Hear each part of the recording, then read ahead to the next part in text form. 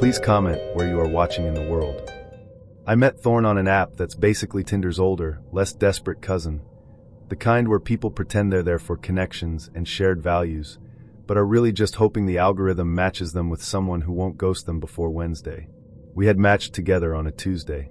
By Thursday, we were texting like high schoolers who just discovered emojis. He made me laugh, which is rare. I'm not saying I'm comedy-proof, but most guys lead with "you up" and think it's Shakespeare. After about 6 days of chatting, memes, a startling number of avocado references, and one weirdly deep conversation about whether dogs dream in color, we agreed to meet in person.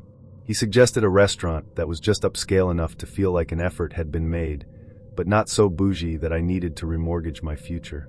I wore my, I'm not trying too hard but also I'm trying just the right amount outfit, black jeans, a low-cut top that hinted at cleavage without screaming "please validate me," and boots that were cute but didn't scream I might run off mid-date, which, in hindsight, would have been ironic. Thorn was already there when I arrived. He stood to greet me like some kind of gentleman, which momentarily short-circuited my brain. I wasn't used to men who didn't greet me with a wave from behind their phones. He smelled good, like cedar and some cologne that probably had a name like Rogue Ember or Midnight Regret. The first hour of the date felt like a rom-com montage. We joked about why restaurant bread always tastes better than homemade, it's the forbidden carbs, teased each other over travel stories, and even got a little flirty. I remember thinking, okay, maybe the algorithm isn't completely drunk. I had just finished my second glass of wine, feeling warm, relaxed, and slightly buzzed enough to consider letting him see my real laugh, when things took a turn. Thorn glanced at his phone with a frown. I didn't think much of it. People check their phones all the time. Maybe he was getting an annoying, "Your screen time is up 23%, notification, or his fantasy football team was crashing. Then he excused himself to go to the bathroom. Again, normal. We'd had appetizers. Maybe the truffle fries were fighting back. 10 minutes passed. I scrolled through Instagram, resisting the urge to take a selfie at the table like a first date loser. 15 minutes. I sipped water. 20. I started wondering if he'd died in there. Did I need to alert staff? Maybe he'd slipped and cracked his head, and I'd be the girl who tried to flirt with a corpse. I texted him. Everything okay? No response. 5 more minutes. No sign of Thorn. I asked the waitress, who had already side-eyed me twice like she sensed I was about to become a solo dining statistic, if she'd seen him leave. She shook her head. I laughed awkwardly. Probably just a long pee, I said, as if that made it better. 30 minutes. The waitress dropped the check. I stared at it like it was a breakup letter. I wasn't going to pay for his meal. I'm progressive, not a sugar mama. I asked if they could split the check. The waitress smiled like she'd done this before. I wondered how many other women had sat here, abandoned mid-date by men with disappearing acts and commitment issues. I paid for my half, left a decent tip, because service workers deserve better than my awkward shame, and walked out. I did a lap around the parking lot just in case Thorn was lurking, maybe taking a call or being kidnapped by a slow-moving cult. Nothing. As I reached my car, my phone buzzed. A text. From him. Finally. I opened it, ready for some dramatic excuse, an emergency, food poisoning, maybe a rogue ferret attack. Instead, it read, "Sorry I had to go. Didn't think you'd notice. Hope you get home safe." I stared at the screen. My thumb hovered over the keyboard, while my brain tried to catch up. Didn't think I'd notice? What was I, a ghost? A background extra in my own date? I blocked him immediately, not out of rage, but because I didn't want his weird brand of passive-aggressive cowardice infecting my contacts. That night, I laid in bed thinking about him. Not in a romantic way, more like the way you think about a weird dream that leaves you unsettled. The more I thought about it, the more disturbing it felt. He hadn't just left. He'd vanished. No explanation. No closure. And the creepiest part? I couldn't remember his face. I tried, really tried, to picture it. I remembered the stubble, the smirk, the way he said espresso instead of espresso, a rare green flag. But the details were fading. It was like my brain had decided he wasn't worth the storage space. I thought about telling my friends, but how do you explain that you were ghosted mid-date by a man who may or may not have been a figment of your imagination? 2 months passed. I moved on. Swiped on. Went on other dates, most were boring. One tried to sell me crypto, and one brought his mom, not kidding. Then one night, I got a text from a number I didn't recognize. I didn't want you to find out like this. It's better you don't know. Thorn.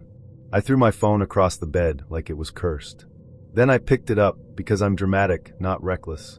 I reread the message a dozen times. What didn't he want me to know? Why was he texting me after ghosting me like a magician with intimacy issues? I didn't respond. There was nothing to say. I'd already wasted enough emotional energy on a man who treated a date like an escape room. But the unease lingered. Not fear, exactly. Just offness. Like I'd brushed up against something I wasn't supposed to see. I still think about that night sometimes. Not because I miss Thorn. Hell no. But because it made me question how we connect with people now. One moment you're sharing stories over wine. The next you're wondering if the guy you just laughed with even existed. Dating in the app era feels like a weird game of roulette. You spin the wheel and hope you don't land on someone who disappears mid-entree. I've learned to spot red flags more quickly now. If he won't show his teeth in photos, red flag. If his bio says sapiosexual or CEO of vibes, redder flag. If he suggests meeting at a place with no windows, run. But Thorn? He wasn't a red flag. He was a blank screen. No warning. No goodbye. Just a man-shaped glitch in the system.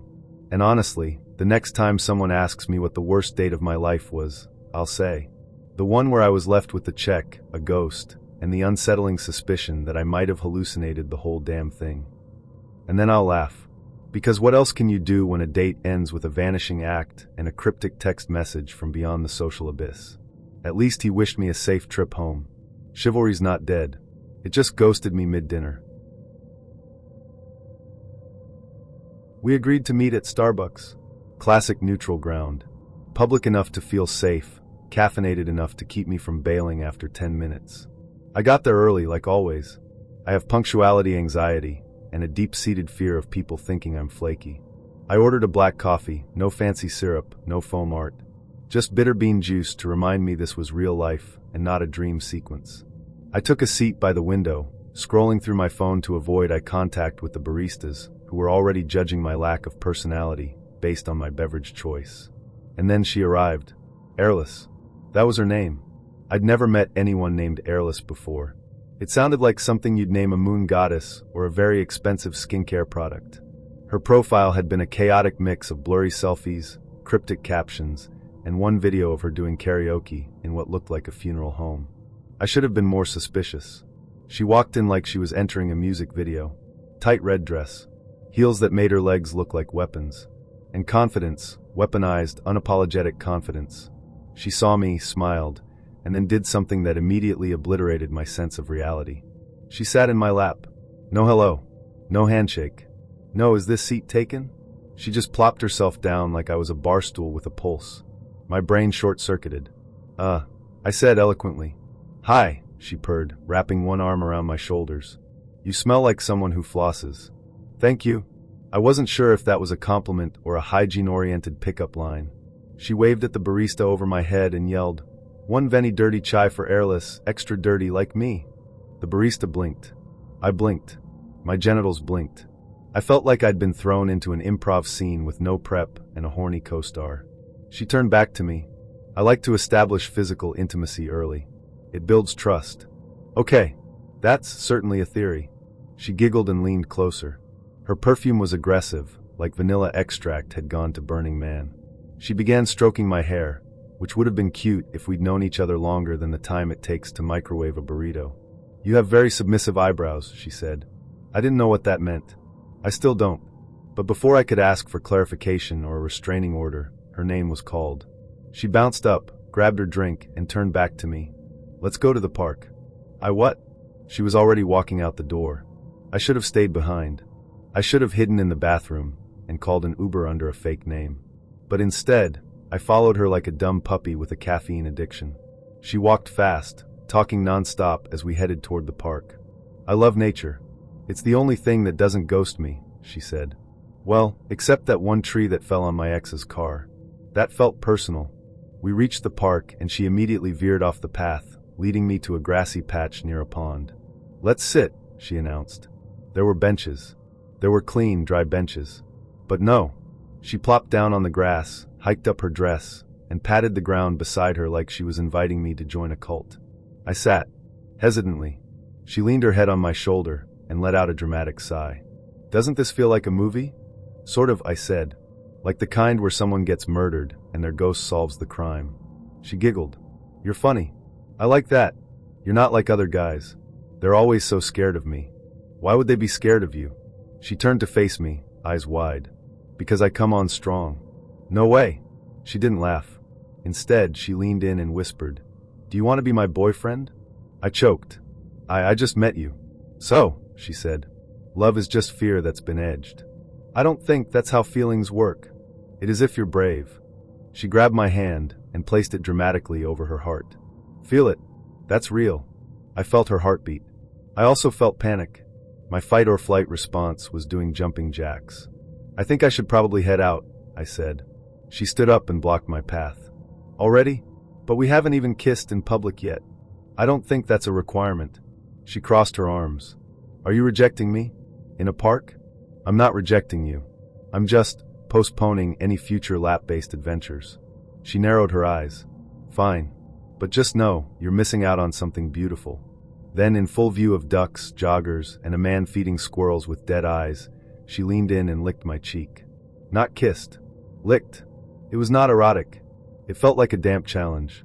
I backed away slowly, muttering something about an emergency dentist appointment, and practically jogged out of the park. She texted me later that night. "You broke the spell. But I forgive you.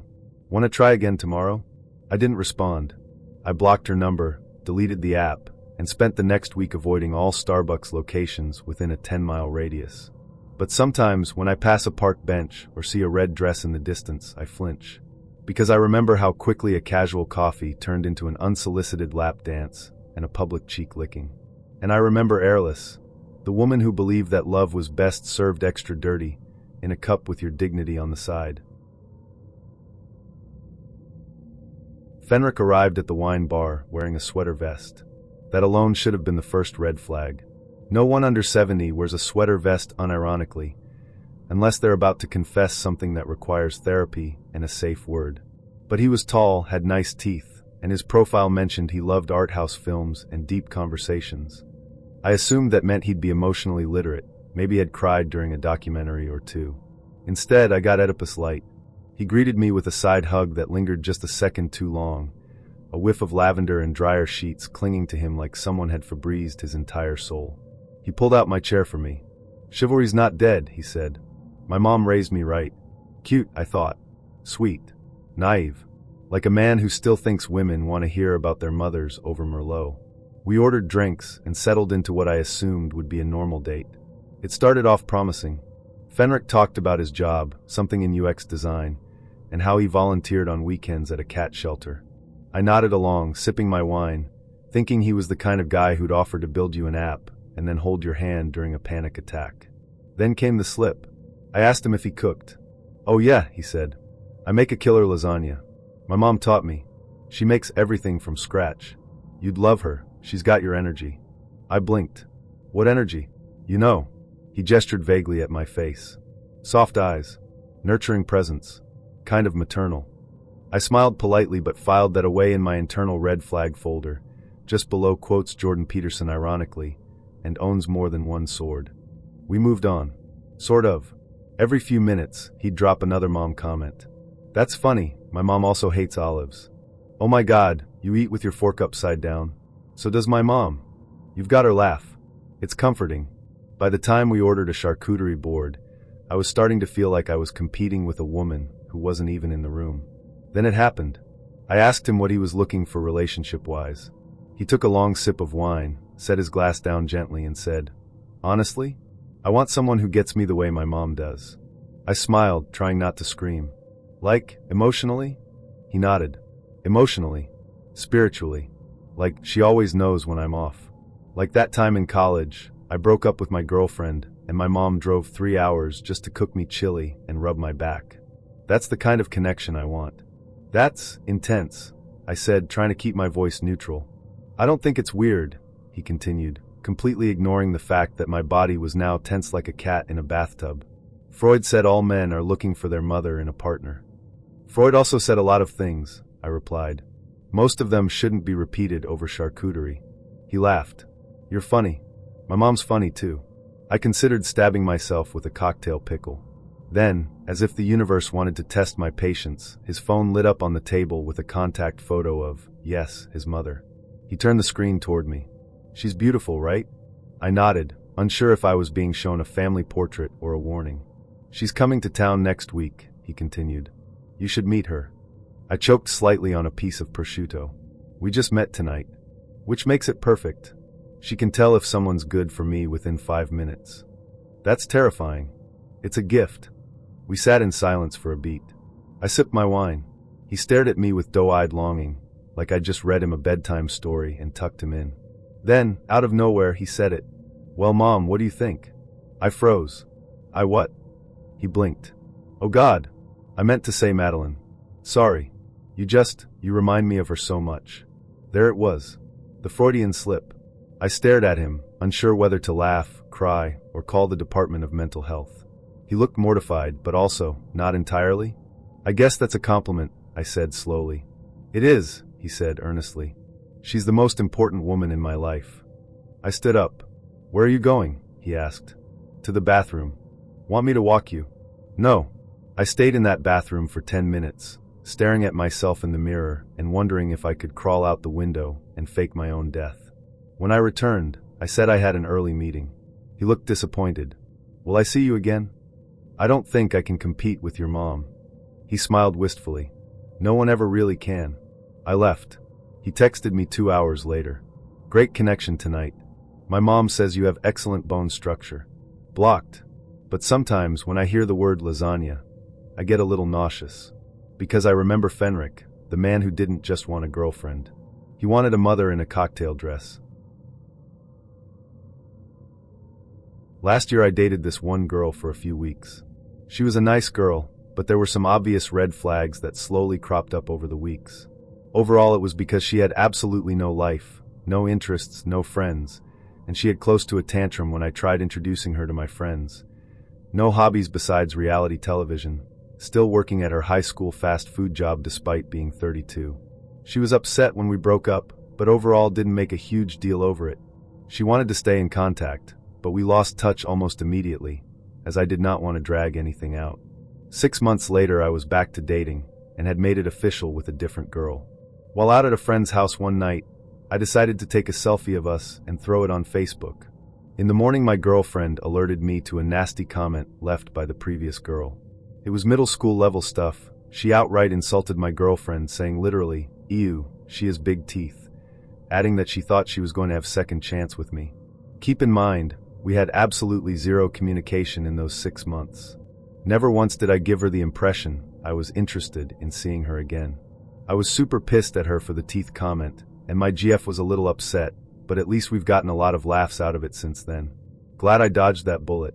I'm actually sparing you guys a ton of details. There were lots of tiny things she did while we were dating that made me realize how much of a loser she really was, but I don't have time to type up an entire essay on it. To follow up, I'll share some more details. To be perfectly honest, I actually left out all the details that made her creepy, and not just some asshole girl. Met this girl through online dating. She's cute and friendly. First 2 dates go smoothly. She's a lot less wild than me, but otherwise nothing awkward. She told me she wanted to get married at her great-uncle's church, by her great-uncle, pushing like 90 years old. I told her I'm agnostic on the first date, but for the right person, I figured I could warm to the idea. Hey, gotta be flexible in dating, right? Third date it gets weird. She asked me to go to church with her one Sunday. Her great-uncle's church. Also, it turns out the church staff is pretty much most of her gigantic extended family. Her great-uncle delivers a sermon about how hell is a real place, and you will go there if you sin. Meet like 15 of her extended relatives. They're all super friendly in that stiff church-wide way. I have the social skills to schmooze with strangers easily, but I was deaf uncomfortable. Plans are for a corn maze after. This was September, with her co-workers from her fast food job. On the way she tells me she thinks we're ready for the L level. Yes, that's how it was phrased. This is when sirens start to flash red. Told her I wanted to wait and see. At the corn maze, her co-workers are all in their early 20s or younger. We are probably the 2 oldest people there minus their supervisor. I attempt to socialize. She does not. On the way home, asks if I plan to be at Thanksgiving with her. Remember, this is September still, and our third date. I remind her that this is our third date. She barely knows anything about me at all, she really didn't, and that I'd think about it as the day approached. Tell her the next day via text we need to pump the brakes. She understands, but then follows up saying she's looking forward to our journey together. Sirens flashing louder. I tell her how important my friends are to me. Like, I constantly see a large circle of people across multiple days of the week, pre-quarantine. I told her on our first date that the make or break was if she could be friends with them too. Start to notice she never mentions any of her own friends. Fifth date, introducing her to 4 of my friends. Not just nervous, but has a mini meltdown. Take her to my room so she can calm down. Starts to sing songs from The Sound of Music, her absolute favorite movie, to try to self-soothe, yes really. She gets freaked out by my friend's tattoos. The tattoo in question was a sleeve of Tetris blocks. Yes, we are very dorky people. Final date, she takes me to a huge benefit event for one of her cousins who died. Meet like 30 more extended family. Literally get introduced to all of them, and then we make no attempts to socialize with anyone. I can't handle that type of boredom. I point to a table of people around our age with a bunch of beer cans at their table. Looks like they're having a great time. I believe she called them the popular kids, and doesn't want to go over. She is 32 years old. Asks me if I want to make it official, and reminds me that she doesn't break up with her boyfriends. Later on asks what a reasonable timeline is for when couples should move in. Breakup call happened the next day. I know looking back at all of that, most people would have left before all that. Truth be told, she was my first real attempt at finding a long-term partner after having dated very few people over the years. I wasn't really sure what to expect, so I was trying to be as flexible as possible. Also, I don't think she really knew what she was doing was weird and pushy. I got the impression she was from a very traditional family and had her own set of ideas of what dating was meant to lead to, and was just pursuing that end. I think in her mind, things like a career, passion, or friends just wasn't as important as starting a family. I also suspect she stopped growing personally around high school because she never had to push herself while waiting for Mr. Right. When she wasn't doing her weird shit, she was a decent person to be around, before she insulted my girlfriend, that is. And she was pretty good in bed, surprisingly. I was in my 3rd year at college and had just become the president of the anime club. Most of the members had graduated last year, so I was determined to recruit as many new members as possible. And my way of doing that was to befriend them and giving them more of a reason to show up every week. But that backfired with one woman. I'll call her Paige. Paige was a freshman, and according to others, was in love with me from the moment she met me. Shortly after the semester started, it had gotten out that I'd broken up with my girlfriend over the summer. What hadn't gotten out was that the reason I broke up with her was because I finally came out as gay to myself. Only 3 people knew at that point, my 2 best friends and my ex. Now that the club knew I was single, there were apparently a few girls that had a thing for me, because Paige actually started a fistfight on campus when she overheard another club member say she was going to ask me out.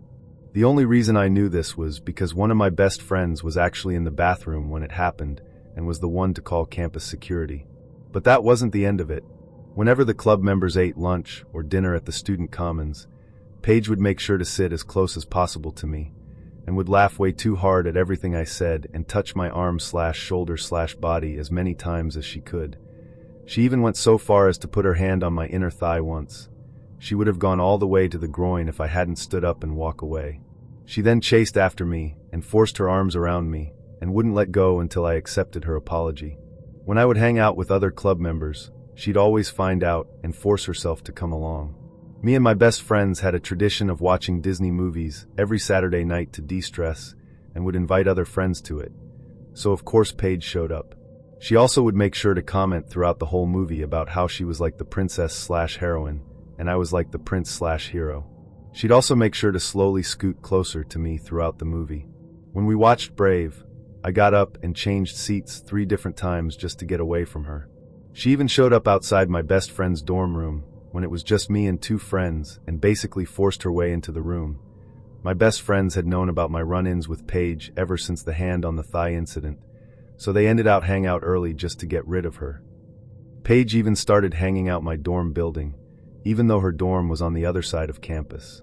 I used to just keep my door propped open because the AC sucked, and then my other friends in the building could just drop in whenever.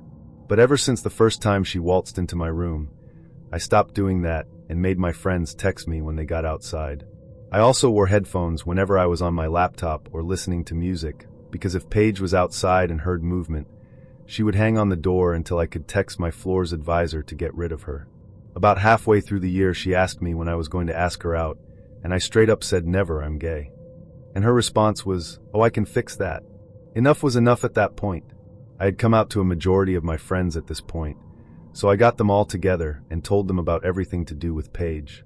They formed the anti-Paige defense squad and made sure that whenever we were out, in the club, at lunch/dinner, or just hanging out, I would always have the seats next to me filled with one of them. There was actually a time when we were at Dairy Queen, and she literally popped into existence next to our table. One friend even started throwing herself into my lap whenever Paige showed up, just to try and deter her. Paige didn't give up until the end of the year. It was finals week, and I had an 8 a.m. final one day, so I forced myself to eat breakfast that day, even though I normally don't. I found only one friend for breakfast, and we grabbed a table far from the entrance and out of view. Regardless, Paige found us and announced her finals were already done and would be moving out of her dorm today. She forced me to promise her that I would be there to see her off. Obviously, I didn't and stayed with a friend off campus until the end of the day. I also blocked in my phone and ignored her FB friend request since I no longer had any obligation to her as club president over the summer. I moved off campus for my 4th year and found out that she had moved into the dorm I'd previously been living in, so I don't think she gave up right away. One of my nosy friends is still FB friends with Paige and keeps me updated. Paige had started dating another guy from the anime club a few months into her 2nd year and eventually married him in her 3rd year. He's actually 7 years older than her, and we know he used to beat his old girlfriend. She even posted to FB, right, she lost her virginity to him in detail. We even found out they have a kid on the way, so even though none of my friends nor I like Paige, we hope that she and that poor kid aren't going to be in any danger or taken advantage of. Bonus, Paige was going to be a teacher, but she was fired from her job as a lifeguard/swim instructor at the university pool because she couldn't handle children in a professional manner. Plus, she got caught shoplifting from the student store once, and her reason being that since she was going to be a teacher, she needed to get those bad impulses out of her system now. Double bonus, that girl that Paige got into a fist fight with, she asked me out during my 4th year of college in front of the whole club. That's when I formally came out to the entire anime club, not just my friend's circle within the club. She showed up wearing sunglasses. At night. Indoors. Not the big, bug-eyed ones that scream, hungover divorcee, but sleek, mirrored lenses that reflected the restaurant's candlelight with a kind of calculated flair. She didn't remove them when the hostess led her to the table. She didn't remove them when she sat down. And she didn't remove them when she said, I hope you don't mind, I have sensitive eyes, and I'm very famous in certain circles. I blinked. Should I be honored? She smiled like I'd just asked if she wanted to see a magic trick. I think you already are. I looked around the restaurant. It was a Tuesday night, and the place was half empty, mostly couples who'd run out of things to say to each other, and a few solo diners pretending to read menus they'd already memorized. No paparazzi, no flashing bulbs. Just me, Leora, and her sunglasses. I ordered us wine, she added, like a host welcoming a guest into her home. I hope you trust me. I didn't, but I nodded anyway, because I wasn't in the mood to argue with a woman who looked like she might carry pepper spray and a crystal pendulum in the same purse. The server returned with 2 glasses of something red and expensive looking. Leora picked hers up like it was a prop in a perfume commercial and swirled it dramatically. To the art of mystery, she said, clinking her glass against mine. I took a cautious sip. Good, right? She asked. It's bold, I said. She grinned. Like me. We ordered food. She asked for the beet salad, no goat cheese, add walnuts, dressing on the side, and then proceeded to tell the server she was allergic to mediocrity, before giggling at her own joke for a full 10 seconds. I ordered a burger and fries because I felt like I needed something grounding, something that reminded me I was still tethered to earth. Then, somewhere between the bread basket and the appetizers, the unraveling began. So, she said, propping her chin on her hand, do you know who I am? I paused. Should I? She leaned back, the sunglasses still perched smugly on her face. I'm a commercial model. You've probably seen me in shampoo ads, or on the back of cereal boxes, or walking the runway in Milan. None of those things sounded remotely related, but I nodded slowly. Which cereal? She ignored the question. I was almost cast as a Bond girl, you know. But I don't do nudity unless it's metaphorical. I wasn't sure what that meant, but I respected the confidence. She spoke with the cadence of someone who had rehearsed her anecdotes in the mirror, each word carefully sculpted, like a social media caption come to life. The salad arrived. She picked at it delicately, like the beets had wronged her family. So what do you do? She asked mid-forkful. I work in IT, I said. Data security. Her nose scrunched slightly. Is that like hacking? Not exactly. But you could hack if you wanted to, right? I guess. She nodded approvingly. That's hot. I like a man with secrets. I smiled, even though that wasn't really what I'd said. Halfway through the meal, she removed her sunglasses. Slowly. Dramatically. Like she was revealing a second face underneath. Her eyes were bloodshot. Not just a little pink, full on. I just watched The Notebook while snorting cayenne pepper red.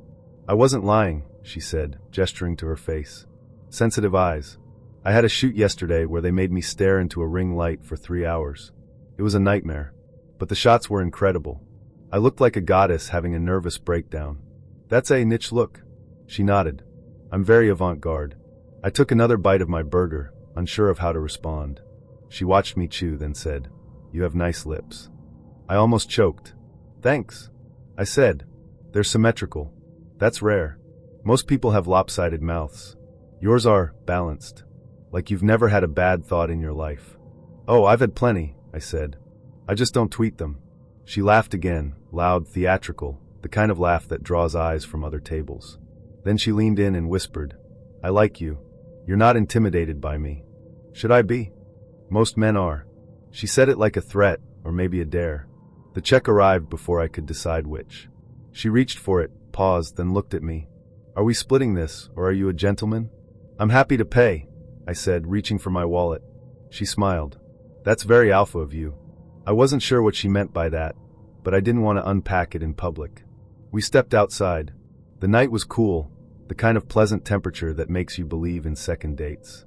She pulled out a cigarette and lit it, taking a drag like she was posing for a noir film. I don't actually smoke, she said. It's just for the aesthetic. Of course. She exhaled dramatically, the smoke curling around her face like a filter. You have an old soul vibe. Like you read poetry and secretly cry during Pixar movies. Well, I definitely cried during Up. She nodded solemnly. We're all just balloons waiting to float away. I didn't know what to say to that, so I just nodded. She stepped closer, standing so near that I could smell her perfume. Something floral and expensive and vaguely intimidating. She looked up at me, eyes gleaming. I'd invite you up, she said, but my roommate's doing a sound bath and she hates interruptions. Understandable. But, she added, if you want to see what a real model's apartment looks like, we could meet tomorrow. Sure, I said, almost on autopilot. She handed me a card. Not a business card, just a plain white card with her name, a phone number, and the words call if curious. Then she turned and walked away, her heels clicking against the pavement like a punctuation mark. I stood there for a moment, card in hand, wondering what exactly I'd just experienced. The next day, out of sheer curiosity, and maybe a pinch of masochism, I texted her. She responded with an address and the words, bring snacks. I showed up at 6:30 p.m. with a bag of chips and a six-pack. Her apartment was not what I expected. No framed photos, no minimalist decor, just piles of everything. Magazines, fabrics, wigs, half-eaten yoga mats. I swear one looked chewed. The walls were covered in what I can only describe as vision board vomit. Polaroids, magazine clippings, handwritten affirmations like, I am the fire, and nobody puts Leora in a corner. She greeted me in a silk robe and fuzzy slippers. I was just finishing my affirmations, she said. You brought salt. Good. My energy's been off. I brought chips. Perfect. She led me to the living room, which was really just a futon surrounded by incense and a yoga ball covered in sequins. We sat. She turned on music, deep, ambient stuff that sounded like whales crying in a cathedral, and began to tell me about her modeling journey. Except none of it made sense. She said she'd modeled for Gucci, but pronounced it Gucci. Claimed she walked in Paris Fashion Week, then immediately asked where in Europe Paris was. When I asked which agency she was signed with, she said, "It's very underground. They don't believe in websites." I realized slowly, painfully, that Leora was not a model. At least, not in the way she believed. She may have taken pictures of herself in various lighting arrangements. She may have once stood near a runway while someone else walked it, but her version of reality was flexible. She wasn't lying exactly. More like curating. It all began with a match that didn't feel real. Her name was Serafina. Not Sarah. Not Sophie. Serafina, like someone who reads tarot cards and drinks herbal tea made from leaves grown on a mountaintop only she knows about. Her profile was a glossy highlight reel, sunsets, cityscapes, and photos of her in designer outfits with captions like "Just a Tuesday" and "Caught candidly again." One photo had her standing next to a jaguar, not the car, the actual animal. Another had her posing on a yacht, champagne in hand, wind in her hair, looking like she was born in a perfume commercial. Her bio read, model, lawyer, dreamer, fluent in French sarcasm and yacht etiquette. I almost swiped left. I assumed it was a bot or a man in Belarus trying to fish me into buying crypto. But curiosity, and let's be honest, horniness, got the better of me. I swiped right. She matched instantly. Like, within seconds. That should have been my first clue. People that pristine don't match with guys like me, unless they're targeting kidneys. "Hey," she messaged first. Another red flag. She initiated? Was I the mark in some elaborate catfish operation? Still, I played along. "Hey yourself. What's someone like you doing in the gutter of this app?" She responded with a laughing emoji and said, "Looking for someone real. You seem grounded." That was an understatement. At the time, I was working part-time at a tech startup, living in a one-bedroom apartment with a couch that smelled faintly of regret and takeout soy sauce, and my idea of luxury was ordering guac without checking my bank balance first. But she seemed interested. We messaged all week. Her answers were always vague but poetic, like she'd been raised by a team of Instagram influencers and philosophy majors. When I asked her what kind of law she practiced, she wrote, "The kind that defends truth and challenges power." I didn't know what that meant, but I replied, "That's hot," because I didn't want to ruin the vibe. We agreed to meet the following Friday at a high-end cocktail bar downtown. The kind of place where the drinks come with ice cubes carved into perfect spheres and the bartenders wear suspenders unironically. I arrived early again, because I have punctuality anxiety.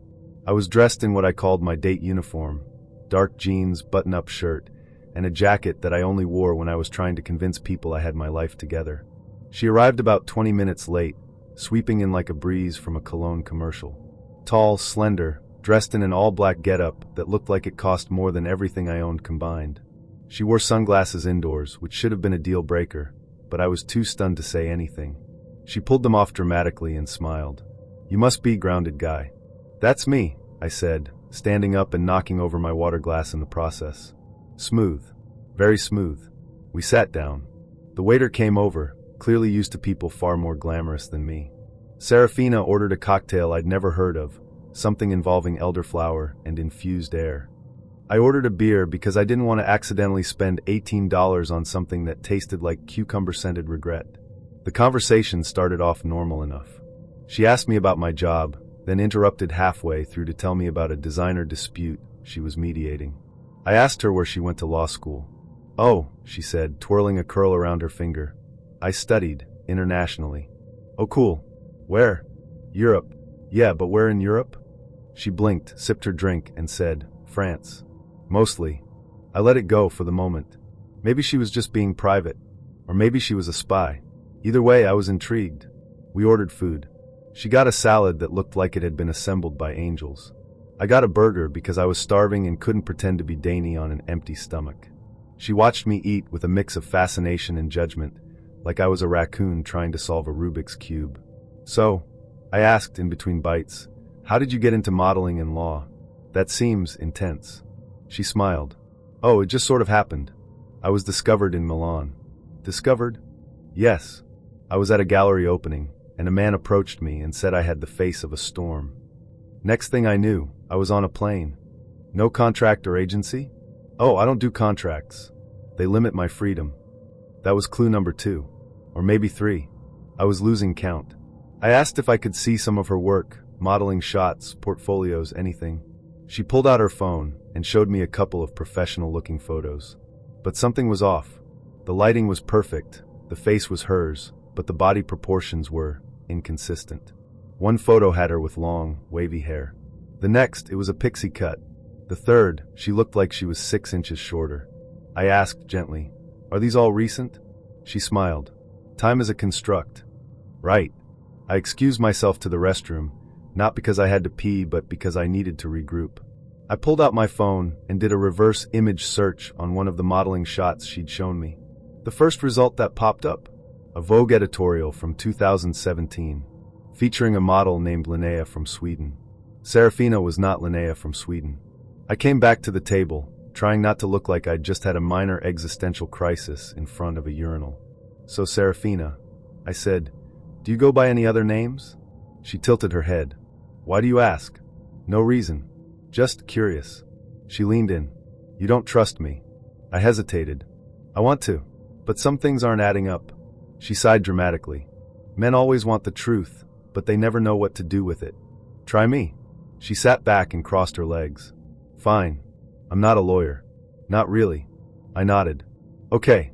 And I haven't modeled since I was 17. For a local boutique. In Bakersfield." "Cool, that's honest." She paused. "And I photoshopped most of my pictures. I don't have a yacht. That Jaguar was at a zoo." There was a beat of silence. "Okay," I said, genuinely unsure what else to say. "And this drink? I can't afford it. I'm probably going to Venmo request you later." That got a laugh out of me. Not a joyful laugh, more of a what is my life kind of laugh. "Why lie?" I asked. She shrugged. "Because when I tell people the truth, they don't look at me. Not really. But when I feed them the fantasy, they listen." I didn't respond. It was the most honest thing she'd said all night, and possibly the saddest. The bill came.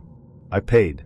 Partially out of pity, partially because I didn't want to deal with the awkwardness of watching her pretend to reach for her purse. We left the bar.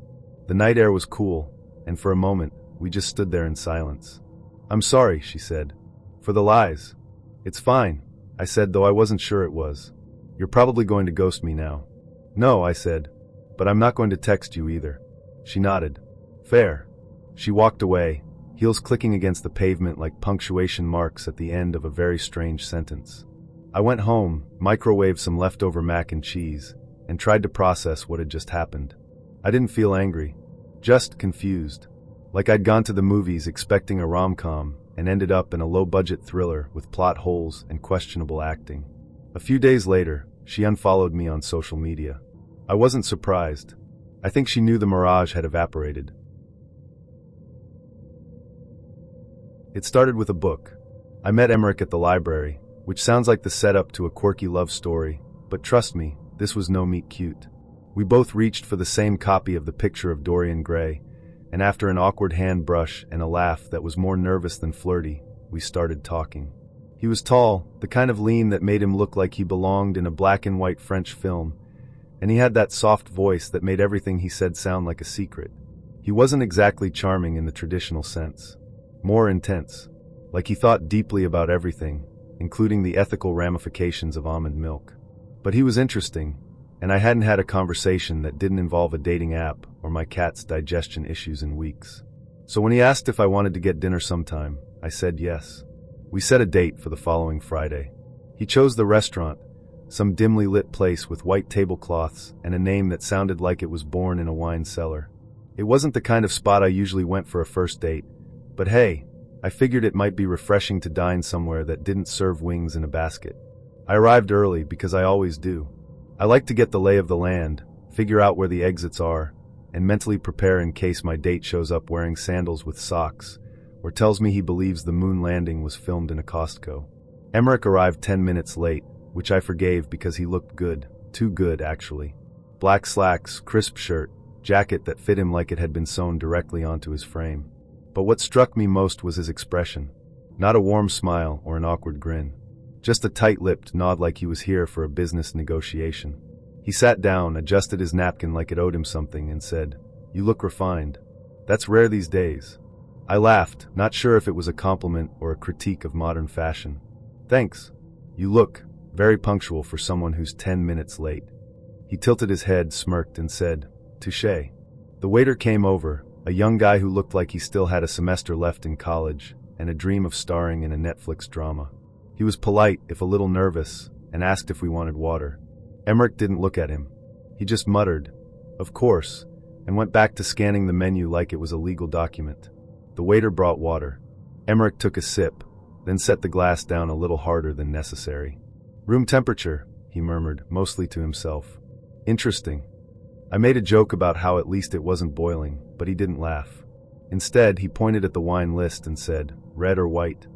"Depends. Are we celebrating or mourning something?" He didn't answer, just flagged the waiter back over and ordered a bottle of Cabernet without even asking if I drank. I watched the server scurry off, and for a moment, I felt like I was watching a play where I wasn't sure what role I was supposed to be playing. Romantic lead? Comedic relief? Innocent bystander? The conversation drifted into neutral territory: literature, travel, childhood memories.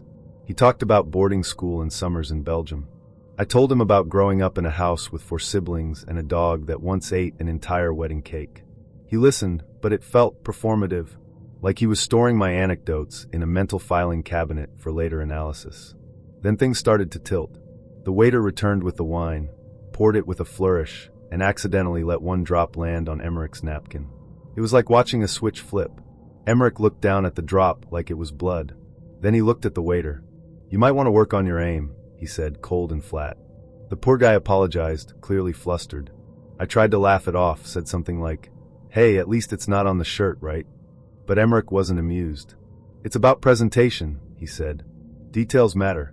The waiter nodded, mumbled something about getting our orders, and disappeared faster than a dad at a toddler's talent show. I took a sip of wine, trying to reset the mood. "So, have you always been this passionate about linen?" Emmerich didn't smile. "I have high standards. People should strive to meet them." "Okay." I tried to pivot, asked him about his work. He launched into a monologue about consulting, very vague, very buzzword heavy. Synergy. Optimization. Cross-functional alignment. I felt like I was being pitched a startup that sold Wi-Fi to ghosts. The waiter returned with our meals. As he set the plates down, his hand trembled slightly, and the bread basket toppled. A roll bounced onto the table, and then the floor like a carved comet. Emmerich's jaw clenched. His voice was low. Unbelievable. The waiter apologized again, voice cracking. Emmerich stood up, slammed his napkin on the table, and said, "Do you hire people off Craigslist? Or is this just a charity program?" The entire restaurant went silent. I felt every eye turned toward our table. The waiter looked like he wanted to melt into the floor. I wanted to join him. I stood too, grabbed Emmerich's arm. "Hey, sit down. It's a role, not a war crime." He shook me off, not violently, but with enough force to make it clear that he didn't appreciate being touched. "I expect professionalism," he said. "If that's too much, maybe I'm in the wrong country." The manager came over then, a woman in her 50s with the calm demeanor of someone who had seen every shade of restaurant drama. She asked if everything was all right. Emmerich turned to her, eyes blazing. "Is this the standard here? Incompetence, clumsiness, and zero accountability?" She didn't flinch. "Sir, I'm going to have to ask you to lower your voice." He laughed, and it wasn't a good laugh. It was the kind of laugh you hear in movies right before someone flips a table. "I'm done here," he said. "This place is beneath me." Then he did something I still can't believe. He shoved the waiter. Not hard, not enough to knock him down, but enough to make the guy stumble back into the bread cart, which crashed into the wall with an echoing clang. Gasps. Murmurs. Someone whispered, "Holy SH." I was frozen. Part of me wanted to scream. Part of me wanted to disappear. The manager stepped between them, her voice steel. "Leave. Now. Or I'm calling the police." Emmerich looked at her, then at me. "You coming?" I didn't answer. He scoffed. "Figures." And he walked out. The manager turned to me. "Are you okay?" I nodded. "Yeah. Just sorry." "You didn't do anything," she said. "We'll cover your meal." I left a tip so big it made me wince, then walked out into the night air, heart pounding, stomach in knots. He texted me the next day. "You overreacted. Weakness isn't attractive." Blocked. Done. But for weeks, I kept thinking about it. How someone could go from charming to cruel in the blink of an eye. How quickly a single drop of wine could become a catalyst for chaos. It wasn't just about the waiter. It was about control. Power. The need to dominate even the most benign interactions. And me? I learned that intensity isn't always a compliment. That sophistication without kindness is just arrogance in a tuxedo. And that next time someone orders my drink without asking, I'm ordering a cab. Because no matter how deep the conversation, how sharp the jawline, or how good the wine is, I will never, ever, go out with someone who thinks yelling at a waiter is a flex. Especially not someone who treats bread like a battlefield. You ever have one of those dates that starts out promising, like rom-com worthy promising, and then nosedives so hard you're left wondering if the universe is just playing Mad Libs with your love life? That was my night with Callista. We matched on Bumble, which I use mostly when I'm tired of Tinder's horror show and want to pretend people are capable of forming full sentences. Callista's profile was a breath of fresh, chaotic air. Her bio said, "I once talked a TSA agent into letting me keep my goat cheese. Let's get burgers and talk about aliens." Naturally, I was intrigued. I mean, any woman who is that specific about dairy and extraterrestrials is either unhinged in the best way or legally banned from Whole Foods. We messaged for a week. She was funny. Like actually funny, not just I quote The Office funny. Our chats ranged from our mutual hatred of decaf coffee to which extinct animal we'd bring back if given the chance. She said the dodo. I said the saber-toothed tiger. We agreed to disagree. By the end of the week, we agreed to meet in person. She suggested a burger joint near my place that was known for its artisan buns, which sounded vaguely sexual but also delicious. Friday night rolled around, and I showed up 5 minutes early, because I'm a punctual little golden retriever when it comes to first impressions, and found us a table by the window. She arrived 10 minutes later, looking like she'd just stepped out of a music video. Not in a forced influencer way, but like she accidentally nailed the cool girl who doesn't try hard, but still looks like she owns several vinyl records and a pet snake aesthetic. She was wearing a leather jacket, a flowy skirt, and boots that said, "I can kick your ass and then read you poetry about it." We ordered our food and talked nonstop through the first half of the meal. We were vibing. She made me laugh so hard I nearly snorted root beer out of my nose when she described her failed attempt at joining a nudist book club. Too many Wongs, not enough War and Peace. After dinner, I offered to walk her home. She said she lived nearby and usually just walked to save gas and because cars are like metal coffins for your spirit. I wasn't sure what that meant, but I was already halfway into a crush, so I nodded like I totally got it. We were strolling down the sidewalk, trading playlists and arguing about which Nicolas Cage film is objectively his best work. She said face/off. I said The Wicker Man, ironically, when it happened. We were chatting away, me slightly ahead of her, when I heard it. Squish. I froze mid-sentence. There are only a few sounds in this world that can instantly kill the mood. A phone notification from your ex, a fart during a kiss, and that dreaded squelch of shoe meeting warm, fresh dog poop. I turned around slowly. Callista stood there, frozen, with a look on her face that said she'd just stepped on the corpse of her dignity. She looked down. She looked up. She looked at me. I looked anywhere but at her foot. "Oh my God," she said, her voice barely a whisper. "That was warm." I choked on a laugh. I really tried not to, but it escaped, a tiny, helpless wheeze of helpless amusement. She didn't laugh. She just looked at her foot, then at the sidewalk, as if hoping the poop would suddenly disappear like a shameful ex-boyfriend. "It's okay," I said, trying to smooth things over. "Happens to the best of us. At least it's not on both shoes." Callista gave me a look that could curdle milk. She lifted her boot slightly, as if she could levitate the poop off through sheer will, and began dragging the sole across the pavement like she was trying to erase a crime scene. It smeared. It didn't disappear. It just redistributed. We were both silent. It was the kind of silence you only hear in horror movies right before someone opens the wrong door. Then she did something I never saw coming. She walked over to my car, which we'd parked next to, opened the passenger door, without asking, and started wiping her shoe on the inside floor mat. I blinked.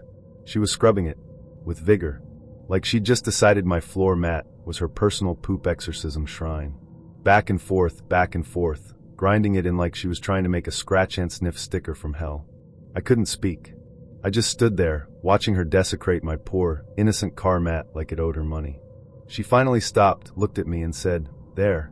Good as new." It wasn't. There was a visible brown smear. The mat looked like someone had tried to finger paint with Nutella during a panic attack. I opened my mouth, but nothing came out. She got in the car like nothing had happened. buckled her seatbelt, smiled. "You okay?" I nodded. "Yeah, totally." Inside, I was dying. I wanted to scream. Or cry. Or both. But I didn't want to make her feel bad, even though my car now smelled like betrayal and expired beef jerky. I started driving. The silence was deafening. I rolled the windows down to air out the trauma. She didn't seem to notice. She was scrolling through her phone, humming some indie song I couldn't place. We reached her apartment complex. She unbuckled, turned to me and said, "Thanks for the walk. And the ride. And, sorry about the. I expected her to look embarrassed. Maybe even apologize. But she didn't. She smiled like she'd just borrowed a sweater, not defiled my vehicle with sidewalk dookie. She closed the door and walked away, leaving the faint scent of shoe shame behind. I sat there for a full minute, just processing. Then I looked down. The mat was worse than I remembered. Brown. Smushed. Traumatized. I drove straight to the nearest gas station, bought a bottle of industrial-grade disinfectant, and scrubbed that thing like I was trying to erase a murder scene. I gagged twice.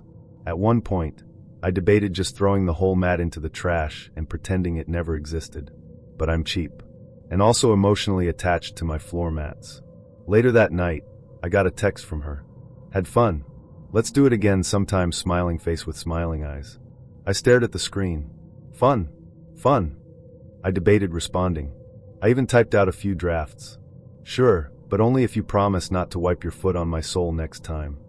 Do you usually use your date's belongings as a poop sponge, or was I just special? Are you available for birthday parties? I need someone to ruin things with flair." In the end, I didn't reply. I didn't block her. I didn't ghost her. I just let it be. A digital turd floating in my inbox. To this day, I still can't eat burgers without thinking about her. Every time I hear the word artisan bun, I get a phantom whiff of shoe shame. And don't even get me started on the smell of pine-scented air fresheners. My car reeked of one for 3 weeks. It's like my vehicle went through a breakup and tried to cover the pain with cologne. I've told this story at parties.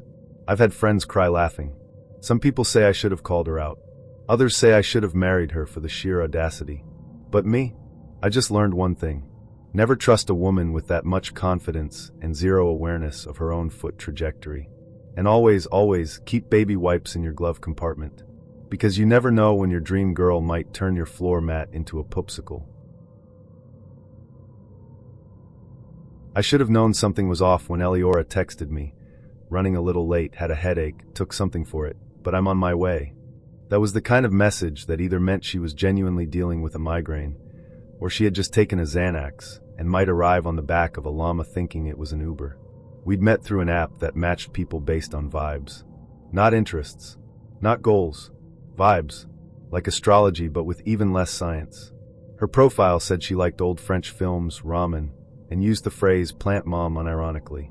I won't lie, she was gorgeous. The kind of gorgeous that made you forgive the fact that she had 6 photos of herself holding iced coffee, and not a single one where she wasn't wearing a filter that made her look like an anime deer. We'd been chatting for a few weeks, and despite the occasional flakiness, I'm convinced her phone had more do not disturb time than actual activity. We finally agreed to meet. I picked a cozy Italian place downtown. Romantic enough to feel like a date, but not so fancy that it'd feel like I was overcompensating for having zero upper body strength. I got there early as always, because I'm chronically punctual and terrified of being the one walking in late and sweaty. I ordered a drink and waited. 10 minutes passed. Then 15. Just as I was convincing myself she'd bailed, and I could go home guilt-free and marry my couch, she walked in. And holy hell, she was even prettier in person. But she also looked off. Not in a catfish way, more like she was trying to act normal, but had just been hit by a bus made entirely of Pepto-Bismol. Her smile was sweet but slightly strained. She sat down, adjusted her cardigan like it was 3 sizes too tight, and said, "Sorry, I took something earlier. My head's been pounding all day." "No worries," I said. "You good now?" She nodded too quickly. "Totally. Definitely. I think it's kicking in." That was the first red flag. Not the kind you run from, but the kind that flaps in the wind while you think, "Huh, that's weird." We ordered food, pasta for me, soup and salad for her, and started talking. For the first 15 minutes, everything was surprisingly smooth. We joked about bad Tinder bios, shared stories about our worst roommates, and even agreed that pineapple on pizza is a war crime. But then she started twitching. Not a lot, just little things, the foot tap, the hand fidget, the subtle shift in her seat like she was trying to discreetly adjust something. I thought maybe she was just nervous or cold. Then came the first big moment. Her face went pale. I'm talking ghost who's seen another ghost pale. You okay? I asked mid-forkful. Why yeah, she said, eyes wide. I just need the restroom for a sec. She stood up so fast her chair made that screeching noise that makes every person in the restaurant turn and look. She power walked, no glided, toward the bathroom like a woman possessed. I waited, and waited. 10 minutes passed. I started to get worried. I considered texting her, but I didn't want to be that guy who sends a "you alive" message while she's possibly battling a demon in a public toilet. Finally, she came back. She looked not better. Her face was flushed, and she was glistening, not glowing, not dewy, glossy with sweat. She mumbled something about soup and sat down. I tried to carry the conversation, but she wasn't responding. She just kept nodding, sipping her water like it was the only thing tethering her to this plane of existence. Then she whispered, I think I took the wrong pills. At first, I thought she meant allergy meds or maybe a sleeping pill. I leaned in. What do you mean? I thought they were my painkillers, she said, her voice barely above a whisper. But they were laxatives. Oh no. I tried to keep a straight face. I really did. But my eyebrows betrayed me. I watched her try to hold it together, literally and emotionally. Her legs were shaking. Her hands were clenched. Her face was a roadmap of regret. Then the unthinkable happened. She shifted in her seat and froze. Completely solid.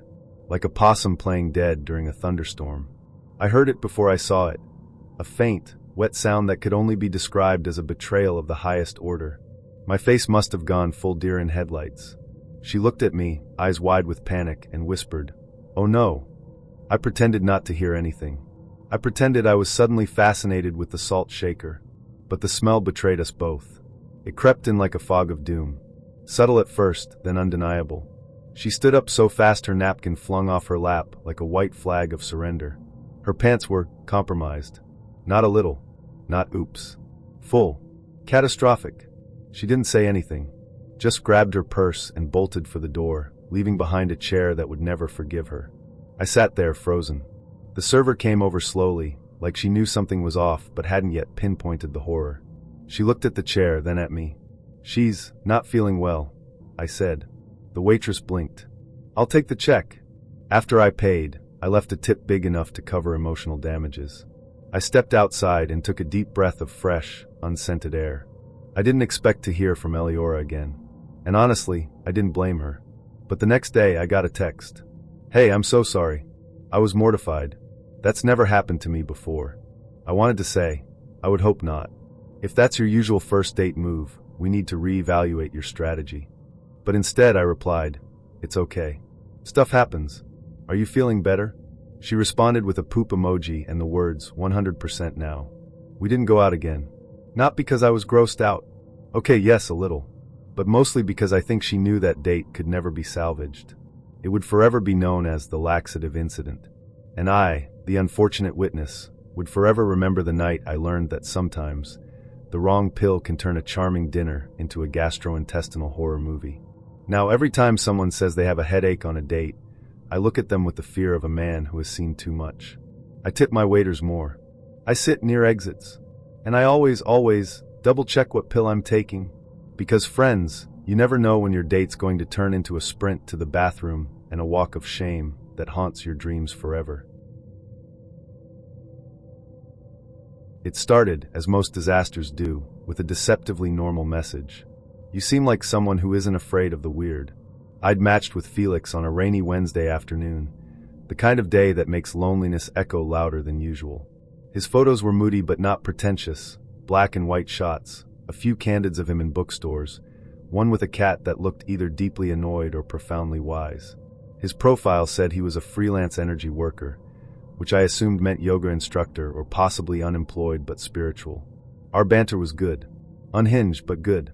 He asked me if I believed in ghosts before he asked what I did for work. I said yes, mostly when I'm alone in my apartment and the air feels too still. He replied, that's when they like you best. I should have unmatched.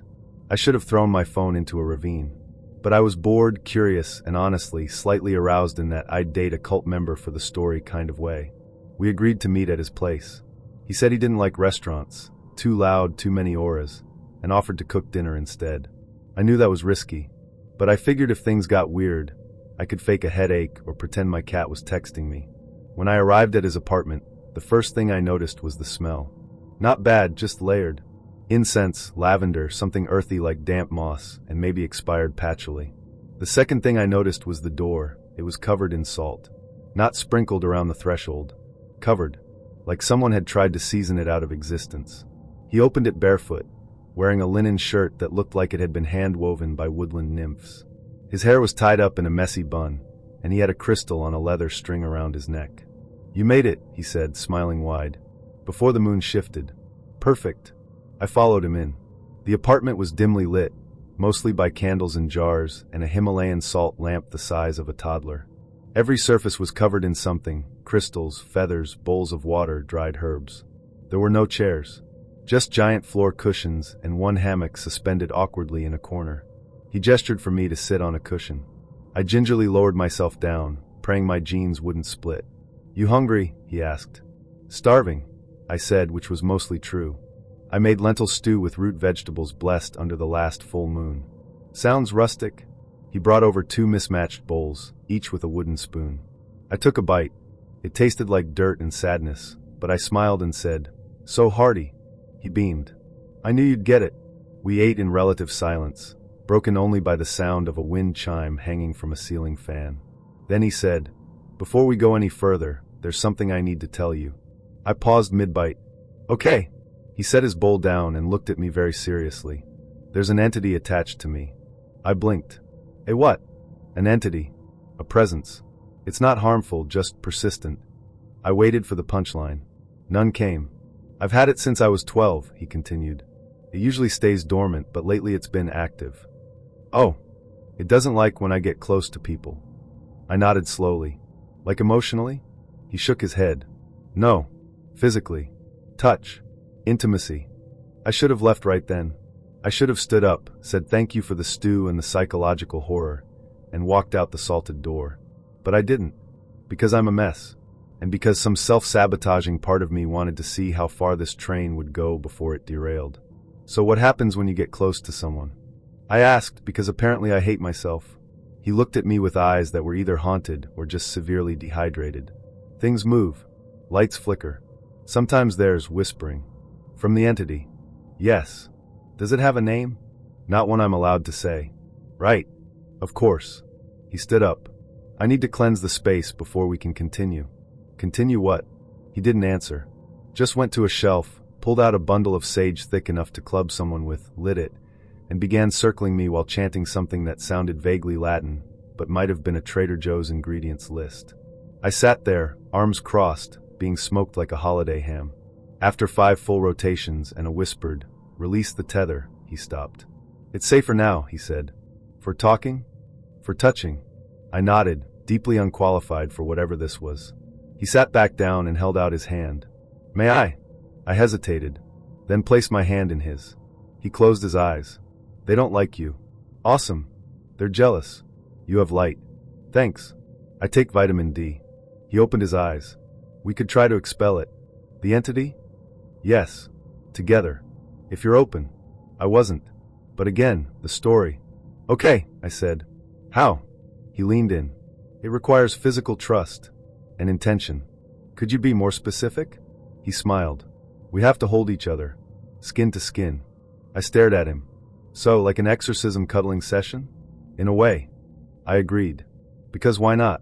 If I was going to die, I wanted it to be in a weird, memorable way. Like woman suffocates beneath man's linen shirt while fighting ghost. He stood, pulled off his shirt, and waited. I sighed, took off my cardigan, and let him pull me into some kind of spiritual spooning position on the floor cushion. Eyes closed. Breathing synced. Silence. Then the lights flickered. I kid you not. They actually flickered. I opened one eye. "Did you do that?" "No," he whispered. "They're here." And then something fell. A glass jar from a shelf. Shattered. We both jumped. "Is this part of it?" I asked. "They're angry. We're close. They feel threatened." I sat up. "Okay," I think I've reached my threshold for paranormal foreplay. He grabbed my hand. Wait, we're almost there. Almost where? If we align our chakras, we can expel them. I stood. I don't think my chakras signed up for this. He looked genuinely sad. You were the brightest light I've met in years. That's beautiful. Please don't follow me. I grabbed my shoes, stepping over a pile of dried lavender and something that looked suspiciously like a goat's skull, and made for the door. Don't forget the salt, he called after me. I closed the door behind me and jogged to my car, heart racing. I texted 3 friends and made one of them stay on the phone with me while I drove home, just in case the entity decided to hitch a ride. The next morning, I woke up to a text from him. I felt the shift. Thank you for your energy. The entity is quiet now. They know your name. Blocked. Days passed. Every time my lights flickered, I flinched. I saged my own apartment just in case. I even apologized to my houseplants, which felt vaguely related. I never heard from him again. But sometimes when the air feels too heavy, I remember that night. The stew, the chanting, the whispering I might have imagined. I met Declan through a mutual friend who swore he was normal, attractive, and emotionally available, which in retrospect should have been the first red flag. No one describes someone that way unless they're trying to distract you from a very specific, extremely weird thing. We met for coffee on a rainy Tuesday. He was tall, wore glasses that made him look smarter than he probably was, and had the kind of voice you could imagine selling you unregulated supplements on a podcast. He seemed kind, if a little too enthusiastic about oat milk, and he didn't once mention crypto or his grind set. So I agreed to a second date. The second date turned into a third, then a fourth. He was charming in a boy next door who reads Jordan Peterson kind of way. He talked a lot about his mother, like a lot, but always in reverent tones. She's my best friend, he said once, while stroking a coaster shaped like a cat. She raised me to be a gentleman. That could have been sweet. Could have. But there was something in his tone that made it feel devotional. Like she was more than just his mom. Like she was his guru, his landlord, and possibly his emotional hostage negotiator. Still, I tried not to read too much into it. Maybe he was just close with his family. Maybe I was the weird one, projecting my own emotionally constipated upbringing onto someone who actually liked his parents. Then came the night everything went sideways. It was date number 5. We'd just had dinner at a Mediterranean place where he insisted I try something called grape leaf surprise. The surprise, as it turned out, was that it tasted like lawn clippings marinated in vinegar. Still, I was trying to be open-minded, and to be honest, I was considering sleeping with him that night. Not because I was in love or even deeply attracted to him, but because he was nice enough and I hadn't felt a warm human body in my bed since pre-pandemic times. So when he said, "Hey, do you want to stay over tonight?" I said yes. Then he added, "At my mom's place?" I blinked. "Excuse me?" "She's out of town this week. I'm house-sitting. It's a nice place. Big TV. Heated floors." I hesitated. The idea of our first sleepover taking place in a woman's home, where she likely still folded his laundry, was unsettling. But he looked at me with those big, hopeful eyes, and I thought, what's the worst that could happen? I would soon find out. We drove to the condo, a pristine beige-on-beige building with manicured shrubs and that eerie suburban silence that makes you feel like you're walking through a lifestyle catalog. He unlocked the door and led me into what can only be described as the showroom version of maternal comfort. Floral arrangements, glass figurines, framed embroidered quotes like "Live, Laugh, Love, and Wine Not." The strangest part? Everything was spotless. Not just clean, sterile, like someone had vacuumed the vacuum. And the couch cushions were wrapped in plastic. Not metaphorically, literally. Like this was a museum and we were unworthy of contact. "Make yourself at home," Declan said, kicking off his shoes and heading toward the kitchen. "Want a glass of wine?" "Sure," I said, stepping around a porcelain duck and trying to find a place to sit without offending a ghost. He handed me a glass of wine and turned on the TV. We sat next to each other on the couch, well, kind of. The plastic made it hard to really sink in. Every time we shifted, it squeaked, like we were making balloon animals out of shame. We started making out. He was enthusiastic, if slightly overeager. But just as things were heating up, I heard a strange sound. A creak, then a shuffle, then what sounded like a voice. I froze. "Did you hear that?" I whispered. Declan paused, listening. Then he shrugged. "Probably just the pipes." I wasn't convinced, but I tried to relax. We resumed kissing, and he started unbuttoning my shirt. That's when the bedroom door opened, and in walked a woman, older, in a bathrobe, holding a mug. She froze. I froze. Declan didn't freeze. Instead, he groaned and muttered, "Shit." "Declan?" the woman said, blinking. "What are you doing here?" "I thought you were in Boca," he said, scrambling off me and frantically buttoning his shirt. She stared at me, then back at him, then at the wine glasses on the table. I came back early. There was a hurricane warning. I sat up, trying to adjust my bra with what little dignity I had left. "Hi," I said weakly. "I'm a friend." She didn't respond, just gave me a look that said, "I've just walked in on my adult son mid-snuggle on my plastic couch, and I will never emotionally recover from this." Declan stood up. "We're going." "Sorry, Mom." "Don't forget to take off your shoes," she said, pointing at the welcome mat. "You know the rules." We left.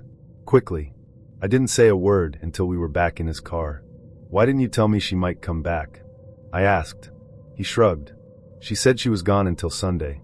I didn't think she'd bail on Boca."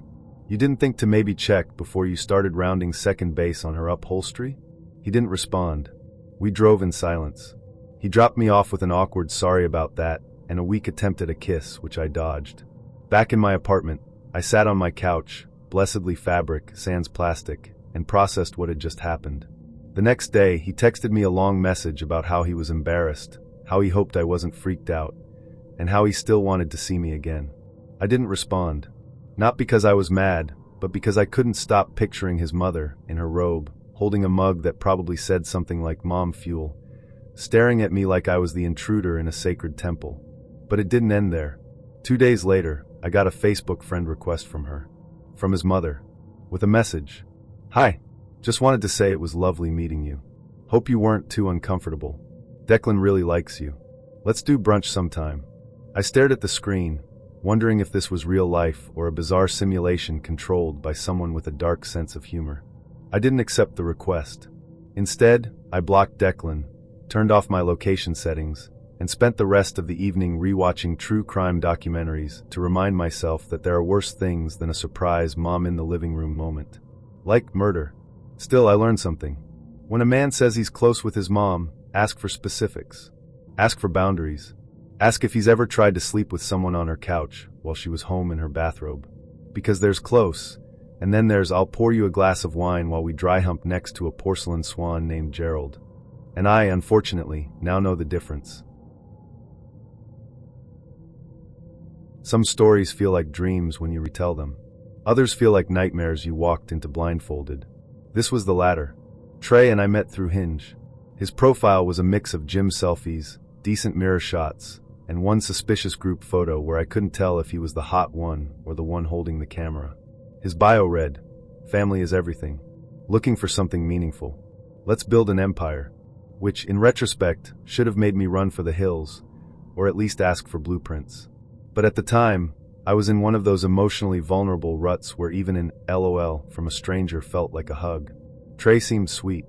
A little too enthusiastic, maybe, but in a was raised by golden retrievers sort of way. He asked me out to dinner after 3 days of texting. I agreed. We met at a casual Italian spot, the kind with checkered tablecloths and garlic knots that could start a religion. He was fine. Not movie star gorgeous, but pleasant enough. Tallish, clean cut, with eyes that darted around like he was constantly scanning for secret cameras. But he was polite, asked questions, and laughed at my jokes like I was a Netflix special. Things were going well until midway through dessert, when he leaned in and said, "So, I was thinking, you should sleep over tonight." I blinked. "Oh, yeah," he said, grinning. "I mean, only if you're comfortable. No pressure or anything. Just, it's getting late, and we're really vibing." I looked at my watch. It was 8:47 p.m. "I wouldn't call that late," I said, smiling to soften the blow. He chuckled. "I guess I just like your energy. And I already made the bed." That threw me off. "Wait, you made the bed?" "Yeah. Clean sheets. Fluffed pillows. Even Fibra's the comforter." "Wow. That's proactive." "Always," he said, winking like we were in a toothpaste commercial. I started to feel a little uneasy. Not unsafe, just odd. Like something wasn't sinking. But I'd had 2 glasses of wine, and my judgment was wearing fuzzy slippers. "I mean, maybe," I said. "Let's see how the night goes." He paid the bill, over-tipped, which I respected, and we walked outside. It was chilly, so he offered me his jacket. I declined. It smelled like Axe body spray and dryer sheets, and I wasn't ready to be enveloped in that much high school nostalgia. We got into his car, a spotless white sedan with a suspiciously clean back seat. I joked about how it looked like it had never seen a passenger before. He laughed nervously and said, "Yeah, I don't really drive people around. You're special." That should have been clue number 1. Or maybe 5. I'd lost count. He didn't start the car right away. Just sat there, hands on the wheel, staring ahead. "So," he said, "before we go to my house, there's something I should mention." I tensed. "Okay." He cleared his throat. "I live with my mom." Silence. Now, I'm not here to shame anyone about their living situation. Life's hard. Rent's insane. If I could live with my mom and not commit a slow psychological unraveling, I might do it too. But it's one thing to mention it in passing. It's another to spring it on someone on the way to your pre-made bed. "All right," I said cautiously. "For how long?" "Off and on," he said. "But mostly on." I nodded slowly. Cool. And she's okay with you bringing people over?" "Oh yeah," he said. "She's super chill. Totally supportive. She's probably already asleep." "Okay," I said, trying to act breezy. "As long as it's not, like, awkward." He grinned. "It won't be. Promise. She's a heavy sleeper." We drove in silence for a few minutes. Then he added, "Just try not to wake her up. She gets a little weird about guests." "Define weird." "She likes to know who's in the house. For safety. You know, right? Because nothing says safety like sneaking a stranger in like a raccoon with a backpack." We pulled into the driveway of a very normal-looking suburban house. Porch light on. Wind chimes. A gnome in the flower bed holding a sign that said, "Welcome-ish." He turned off the car and whispered, "Okay, let's go in through the back." "Why?" "She's probably watching TV in the front room." I didn't tell her I was bringing anyone. I stared at him. "Didn't you say she was asleep?" "She usually is by now. But sometimes she watches reruns of Bones until midnight." I followed him through the side gate, stepping over a garden hose and what I prayed was a dog toy. We reached the sliding glass door, and he pulled it open like a man trying to defuse a bomb. Inside, the house was beige. Beige walls. Beige carpet. Beige furniture. It smelled faintly of potpourri and something fried. He led me down the hall to a room with a twin bed, a lava lamp, and a framed Fast and Furious poster. "This is your room?" "Temporarily," he said. "My room's being painted." "Long story." I sat down on the edge of the bed. It squeaked. Loudly. "Okay," I said. "So this is happening." He sat next to me, put his arm around my shoulders, and whispered, "I'm really glad you came." I was about to respond when I heard a voice from down the hall. "Trey? Who's in there?" We both froze. "Shit," he whispered. "What do we do?" I asked. "Pretend you're asleep." "What?" "Just lie down. Pretend. She might go away." Before I could argue, the door creaked open and in walked a woman in a pink robe, her hair in curlers, holding a glass of wine and a cordless phone like it was 1997. "Trey," she said, blinking at me. "Who is this?" "This is Morgan," he said. "She's a friend." I smiled awkwardly. "Hi." She didn't smile back. "Are you staying the night?" Yes," Trey said quickly. "Just for tonight." She looked at me, looked at him, then walked over, sniffed the air, and said, "No funny business. I just vacuumed." Then she turned on her heel and walked out, muttering something about boundaries and inconsiderate children. I stayed frozen for a full minute after she left. "So," Trey said, grinning, "that went well." I just stared at the ceiling. We didn't hook up. I couldn't. The vibe was dead, murdered by twin beds and maternal disappointment. I lay there for hours, fully clothed, on top of the comforter, while he snored beside me like a chainsaw in a wind tunnel. At one point, I considered sneaking out. I even got up, tiptoed to the door, and opened it, only to find his mom standing in the hallway with a mug of tea. "Can't sleep?" she asked. "Nope." She nodded. "Try counting regrets. Works for me." I went back to the room. At sunrise, I left without saying goodbye. Trey texted me around noon. "Had such a great time last night. My mom said you seemed sweet. Want to do brunch?" I didn't respond. I didn't block him. I just let it fade. Because sometimes, it's not the date that ruins the mood. It's the twin bed, the lava lamp, and the woman in curlers holding a cordless phone. He opened with, "What's your stance on edible insects?" I thought it was a joke. A quirky opener, maybe some kind of vegan pickup line. So I replied, "Firmly neutral unless they're in my cereal." He heart-reacted the message and sent me a picture. Not of himself. Not of his dog or sunset or some cool latte art. It was a container of mealworms. I stared at it for a full minute, like maybe it would change into a houseplant or a joke. But it didn't. It was just a deli container full of dried, segmented, beige-brown mealworms. Like a snack. Like trail mix made by Satan. Then he said, "I'll bring some to our date. You'll love the crunch." His name was Calyx. I thought it was a typo at first, but no, he explained in his bio that it was the outer part of a flower, the protective leaves that hold beauty before it blooms. I should have known. Anyone who defines themselves like a botanical glossary entry is either a poet or a sex pest. Calyx was somehow both. I agreed to meet him at a cafe downtown. Not because I was interested. By then, my curiosity had mutated into something more primal. I needed to see what kind of man brings bugs to a date and still expects to get laid. I arrived early, ordered a chai, and chose a corner booth with a good view of the door, so I could spot him and potentially flee before he saw me. But the moment he walked in, I knew I was trapped. He was tall, thin, and dressed like he was about to give a TED talk on mushroom foraging. Cargo jacket, corduroy pants, and a necklace with what looked like a beetle encased in resin. His hair was the texture of overcooked ramen, and he smelled faintly of lemongrass and something else. Something earthy. The kind of smell that made you think, this man owns a terrarium. He spotted me, waved, and approached with a grin. "You must be Madeira," he said, pronouncing my name slowly like he was tasting it. "Yes," I said, standing halfway to shake his hand. Instead of a handshake, he hugged me. Hard. Full body. Pelvis forward. I felt the zipper of his jacket press into my sternum like a warning. "I brought snacks," he whispered as we sat down. "Oh no." He pulled out a small canvas tote and began unpacking it like a magician revealing horrors from another dimension. First, the mealworms. Then a tiny packet of roasted crickets. Then, God help me, a jar of what he called honey-glazed grasshopper clusters. I stared at them. He stared at me. "You ever tried these?" he asked, popping a cricket into his mouth. "Excellent for the libido." "Is that a threat?" I asked, trying to keep things light. He laughed. No, just a fact. Entomophagy is the future. Protein-dense, sustainable, and delicious if you have the right palate. I sipped my chai. Hard. Like it was alcohol. Like it could sterilize my soul. "I'm good with chickpeas," I said. "But chickpeas don't wiggle," he replied, with what I can only describe as flirty menace. The server came by. Calyx ordered a black coffee and a toasted bagel for the texture pairing. I ordered nothing. I was afraid anything I got would become a dipping sauce for his cricket fondue fantasy. Conversation was strained. He talked a lot about the global insect protein movement and how he was starting a pop-up in his garage.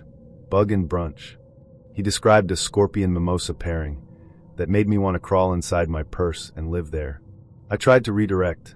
I asked him about his job. "I'm between formal employment," he said, "but I do consulting for alternative food startups." Consulting? Like vibe alignment and menu curation. So, naming things? Exactly. I nodded like that made sense.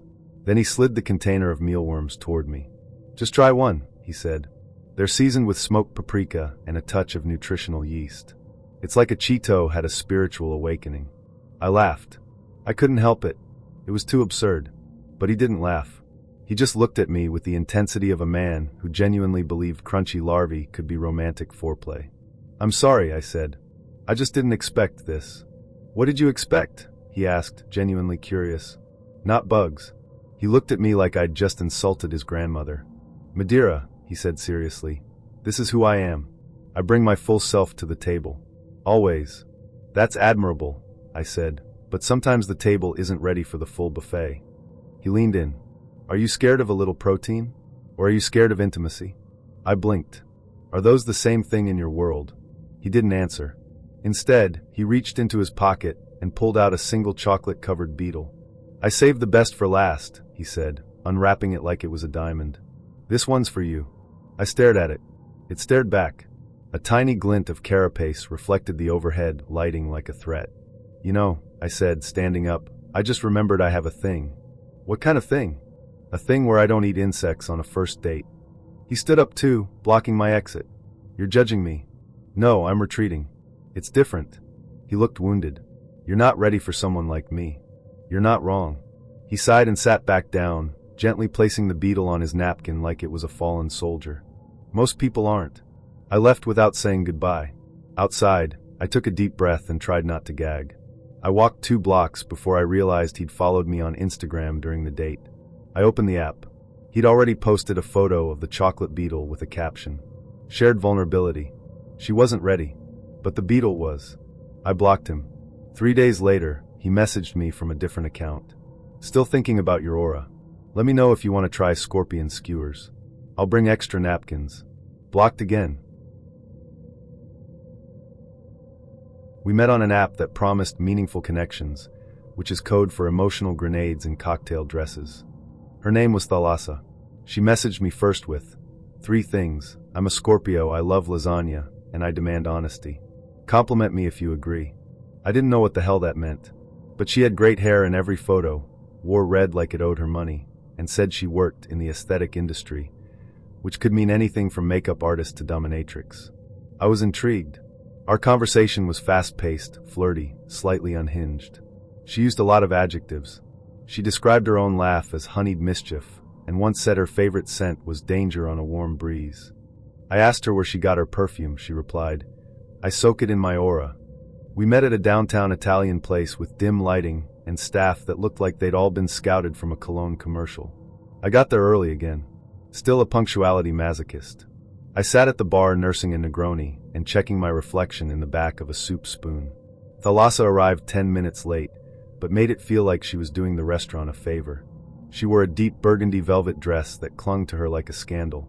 Her heels were sharp enough to draw blood, and her lipstick matched the threat level of a Category 5 hurricane. She walked up, didn't say hi, and instead asked, well. I blinked. Sorry? She gestured at herself. The look. Oh, you look great. She held up a manicured finger. No, not great. Be specific. I'm wearing velvet. Say the word. You look velvety? Try again. You look stunning. Stunning how? You can't just throw praise like breadcrumbs to pigeons. Say something that makes me feel like I'm the last woman on earth and you're dying of thirst. I cleared my throat. You look like a sin wrapped in satin and dipped in candlelight. She smiled. There we go. That's foreplay. I should have left then, but I was already half drunk on her perfume and the sheer audacity. She sat down, crossed her legs like she was starting a war, and ordered a bottle of Barolo without asking if I liked red. The waiter brought bread. She didn't touch it. Carbs are for the emotionally stable, she said. We made small talk. Sort of. She asked me what I did, and then talked over my answer with a monologue about how men who make under $80K a year tend to have weak knees and even weaker character. I didn't know if she was joking.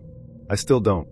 When the appetizers arrived, she asked again, Am I still the most beautiful woman you've seen this week? The month, I said. Good. I accept your flattery. She forked a roasted artichoke into her mouth like it owed her money. Then paused. You didn't comment on the earrings. They're lovely. They're vintage. I bought them after I dumped my last boyfriend. He said they were too much. That's why he's dead to me now. I tried to laugh. She didn't. Main course pasta. I ordered carbonara. She ordered a plate of squid ink tagliatelle that looked like it had been dredged from the underworld. It made her teeth look vaguely vampiric, and I couldn't tell if I was turned on or afraid. We were halfway through the meal when she said, You've stopped complimenting me. I just said you looked stunning. That was before the appetizer. Words expire, darling. Praise has a shelf life. I blinked. You want another compliment? I require it. Okay, your cheekbones could slice through moral ambiguity. She grinned. Better. But you're losing momentum. I'm running out of metaphors. Try harder. I took a breath. You have the kind of eyes that could make a priest touch himself. She made a pleased hum and slurped her noodles like a femme fatale in a food noir. Then things escalated. She leaned forward, fork poised. Now tell me what you like about my dress. It's elegant. She narrowed her eyes. You're not even trying. It hugs your body like a desperate man. That's more like it. A beat passed. I took another sip of wine. She watched me like a hawk with a knife fetish. Then she said, You're not appreciating me enough. I'm doing my best. No, your best would involve metaphors, poetry, and possibly a sonnet. But instead, you're sitting there like a man who doesn't realize he's in the presence of a goddess. Before I could finish, she grabbed her fork, scooped a full blob of squid ink pasta, and flung it at me. It hit my shirt like a gothic paintball. Hot, black sauce splattered across my chest and collar like I'd been attacked by an octopus with emotional issues. The entire restaurant turned. Gasps. A dropped fork. A waiter whispering, "Jesus Christ." She stood up and said, "That's what happens when you ignore royalty." Then she stormed off, heels clicking like a death countdown. I sat there, covered in ink, wondering if I'd just survived a date or narrowly escaped a ritual. The waiter approached, holding a napkin like it was a defibrillator. "Do you need help?" "Yes," I said, "but not the kind you can offer." I paid the bill, left a large tip out of shame, and left the restaurant looking like a villain from a seafood-themed Marvel spin-off. She texted me 2 hours later. "You were close to being worthy, but you hesitated. Maybe next time." I didn't respond. Instead, I burned the shirt, deleted the app, and spent the next week avoiding velvet, metaphors, and women named after Greek water nymphs. Callum was attractive in a quiet, confident way, the kind of man who ordered sparkling water without apologizing and wore a blazer like it wasn't a costume. We matched on a dating app that promised conscious connections, which meant our first messages were about astrology, attachment styles, and whether bread was a love language. He suggested dinner at a small Italian bistro tucked between a florist and a dog bakery. It had candles on the tables and menus without prices. I wore a black dress I hadn't used since my cousin's wedding, and told myself I was ready for someone emotionally available, or at least someone who didn't pretend to be writing a screenplay. Callum greeted me with a half smile and a compliment that didn't feel rehearsed. So far, so good. We ordered wine and burrata. The conversation started off light: travel, favorite books, how we both hated the phrase, "I'm just being honest," which usually precedes something unkind. He asked thoughtful questions and made eye contact like he wasn't afraid of being seen. I was impressed. Then, just as the waiter brought our pasta, he chuckled. Not a polite laugh. A deep, sudden laugh that came from somewhere below his ribcage. The kind of laugh you'd expect after hearing a really good joke. But I hadn't said anything funny. He shook his head and waved it off. "Sorry. Just thought of something." I smiled. "Care to share?" He paused. No. It's too weird." Then he laughed again. This time louder. Uncontrollably. The kind of laugh that makes other tables turn slightly, just to make sure someone isn't unraveling nearby. I blinked. "Are you okay?" He nodded, tears forming in his eyes. "I'm so sorry. Wow, it hit me all at once. The absurdity of it all." "The pasta?" "No," he said, taking a sip of water and trying to compose himself. "Life." I waited. He took a deep breath. "I should probably tell you something," he said. "Here it comes," I thought. He's married. Or he's moving to Iceland. Or he doesn't believe in pillows. Instead, he said, "I'm on mushrooms right now." I stared at him. "Like, in your pasta?" He laughed again. "No. I took them earlier today. Microdose. Sort of. Maybe a little more than that." "Oh, don't worry," he said, waving his hand. "It's not dangerous. I've done this before. It helps me stay present." I nodded slowly. "Are you feeling okay?" "Oh, amazing," he said. "I feel like I can see the molecules in your laugh." "I'm not laughing. That's what makes it interesting." For a moment, I considered leaving. But I stayed. Mostly out of curiosity. Also because my ravioli had just arrived, and I didn't want to abandon ravioli. He picked up his fork, then put it down again. "I should probably tell you the rest." "There's more." He nodded, suddenly very serious. "I'm not just on mushrooms. I also sell them." I froze. He leaned in, as if we were co-conspirators in a very niche crime. "Not just mushrooms," he whispered. "A few other things. Nothing dangerous. Mostly organic. I only sell to people I trust." I looked around the restaurant. Everyone else was eating salad and pretending not to listen. He continued, "I don't do it for the money. I do it because people need help. The world is full of pain, and sometimes a little psilocybin can remind you that you're made of stardust." "Callum," I said carefully, "are you high right now?" "Moderately. And you run a drug business?" He winced. "I wouldn't say business. It's more of a healing exchange." "Do people pay you?" "Yes." "Then it's a business." He nodded, but in a soulful way. I looked at my plate, then back at him. "Why did you tell me this?" Because I like you, he said, smiling broadly. And I believe in honesty. I blinked. And because I thought you might be open to it. You have that vibe. What vibe? He gestured vaguely. You seem like someone who's seen things. I've seen a man argue with a raccoon in a parking lot. That's about it. He laughed again. See? You get it. I didn't. The waiter came by to ask if everything was okay. I said yes while Callum stared at the man's tie like it was a message from the universe. When the waiter left, Callum leaned in again. I want to show you something. I shook my head. I don't think I want to see anything you're carrying. No, he said, reaching for his phone. Just a photo. Of my setup. Your setup?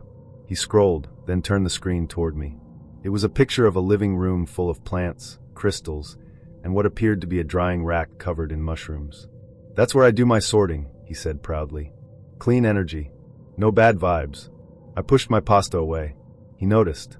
You're not hungry? I think I lost my appetite somewhere between the microdose and the mushroom rack. He frowned. You're not open to this? I'm open to therapy. And maybe pottery. You told me you were a product designer. I am, he said. By day. And at night. He smiled. By night, I'm a facilitator of transformation.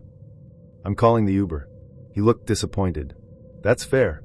But can I say one last thing? I stood. One. He looked up at me, eyes sincere and still slightly dilated. I really think we could have gone on a beautiful journey together. Maybe. But I prefer mine without illegal substances and unsolicited confessions. He nodded. Respect. I left before he could offer me a sample pack. I met Oren at a pop-up sound bath in what used to be a laundromat. It still smelled faintly of fabric softener and the ghosts of lost socks, but someone had scattered floor cushions and set up a gong, so now it was apparently a healing space. I was there because my friend said I needed to realign my energy, which I assumed would be a quiet, relaxing experience, and not something that would eventually involve a man whispering about serpents and holding a tuning fork over my stomach. Oren found me near the door, just as I was slipping my shoes back on. Everyone else was still lying on the floor as if they had just been collectively unplugged. He walked up barefoot, wearing linen pants and a necklace that looked like it had been made from driftwood and intention. His expression was soft, steady, and just serious enough to make me wonder if he was about to offer me a prophecy or a business card. You breathe like someone with a trapped bird inside, he said. I blinked. Excuse me? He smiled, the kind of slow, knowing smile people usually reserve for scenes in indie films about grief and healing. It's not bad, just guarded, but I can feel the flutter. Then he introduced himself. Just Oren. No last name, like he'd transcended the need for one. He asked if I'd ever explored energetic alignment. I said I'd once done goat yoga, but didn't think that counted. He laughed softly, as if I were a charming toddler who'd almost understood a metaphor. We talked for a few minutes about breath work, intention setting, and something he called auric congestion. I didn't understand most of it, but he smelled like sandalwood and didn't once mention cryptocurrency, so he was already ahead of my last 3 dates. He invited me to join him for a cacao ceremony and gentle activation later that week at his apartment. I agreed, mostly out of curiosity, partially out of loneliness, and a little because I wanted to see what kind of person described hot chocolate using that many syllables. When I arrived, his apartment was dimly lit and smelled like incense and something vaguely citrusy. The floor was covered in woven rugs, meditation cushions, and crystals of every shape and size. There were no chairs, only a large floor mat and a beanbag that looked like it had been through several emotional awakenings. I stepped carefully to avoid knocking over one of the many bowls of salt or sacred water, or whatever else was scattered around the room. He handed me a mug. Ceremonial cacao, he said reverently. Single origin, blessed under the full moon. No sugar. It tasted like warm mulch. I smiled politely and nodded, because there's no graceful way to say, "This reminds me of a tree that's trying to be soup." We sat facing each other on the mat. He placed a hand over his heart and asked me to do the same. Then he began a long, slow-breathing pattern that sounded like he was warming up to blow out a birthday cake for someone he hadn't forgiven. I tried to match him, but ended up feeling like I was hyperventilating in slow motion. "I can feel your shield," he said after a while. "My what?" "Your emotional shield. It's wrapped around your sacral field." I nodded, vaguely embarrassed, even though I didn't know exactly what that meant. He said it with such confidence, like someone telling you there's spinach in your teeth. You don't question the details, you just feel exposed. He asked if I was ready to invite in the spiral. I said sure, assuming that was metaphorical. It was not. He asked me to lie down facing northeast because that was where the receptive flow gathers most. He dimmed the lights further until the room glowed in soft pink and orange, like we were inside a candle's dream sequence. He hovered his hands over my body, never touching, just waving them slowly like he was trying to dry invisible laundry. Then he began humming. At first, it was sort of peaceful, but then he started vocalizing in a strange, rhythmic pattern, somewhere between a chant and a sustained sigh. It felt like I was being serenaded by a very serious wail. His hands moved in slow spirals from my forehead to my stomach and back again. Occasionally, he'd whisper things like release, or yes, that's the place, with the reverence of someone discovering a hidden drawer in a very old desk. Then he paused. I'm sensing a blockage. Do you feel it? I didn't, but I nodded, because I didn't want to interrupt what was clearly a very important moment in his personal narrative. I think your kundalini is ready to rise, he said solemnly. I opened one eye. Is that the same as a breakthrough? He shook his head. It's more primal than that. The kundalini is the coiled energy at the base of your spine. Awakening it is transformative. I nodded in the way one does when they don't want to sound close-minded, but are also starting to wonder if they should have brought their own transportation. He picked up a tuning fork. I'm going to use sound to guide the energy upward. Before I could ask any clarifying questions, he struck the fork against a ceramic bowl and held it over my abdomen. The hum was soft, high, and slightly metallic, like the sound your laptop makes when it's thinking too hard. He moved it up my body slowly, pausing at intervals to whisper things like trust the wave and let the spiral do the work. Then he began to breathe louder. Not alarming, but definitely theatrical. His eyes fluttered closed and he swayed slightly, like the energy was flowing through him and he was just along for the ride. I stared at the ceiling and tried to remember my grocery list, so I wouldn't laugh. At one point, he leaned in and whispered, "You're doing so well." I hadn't moved.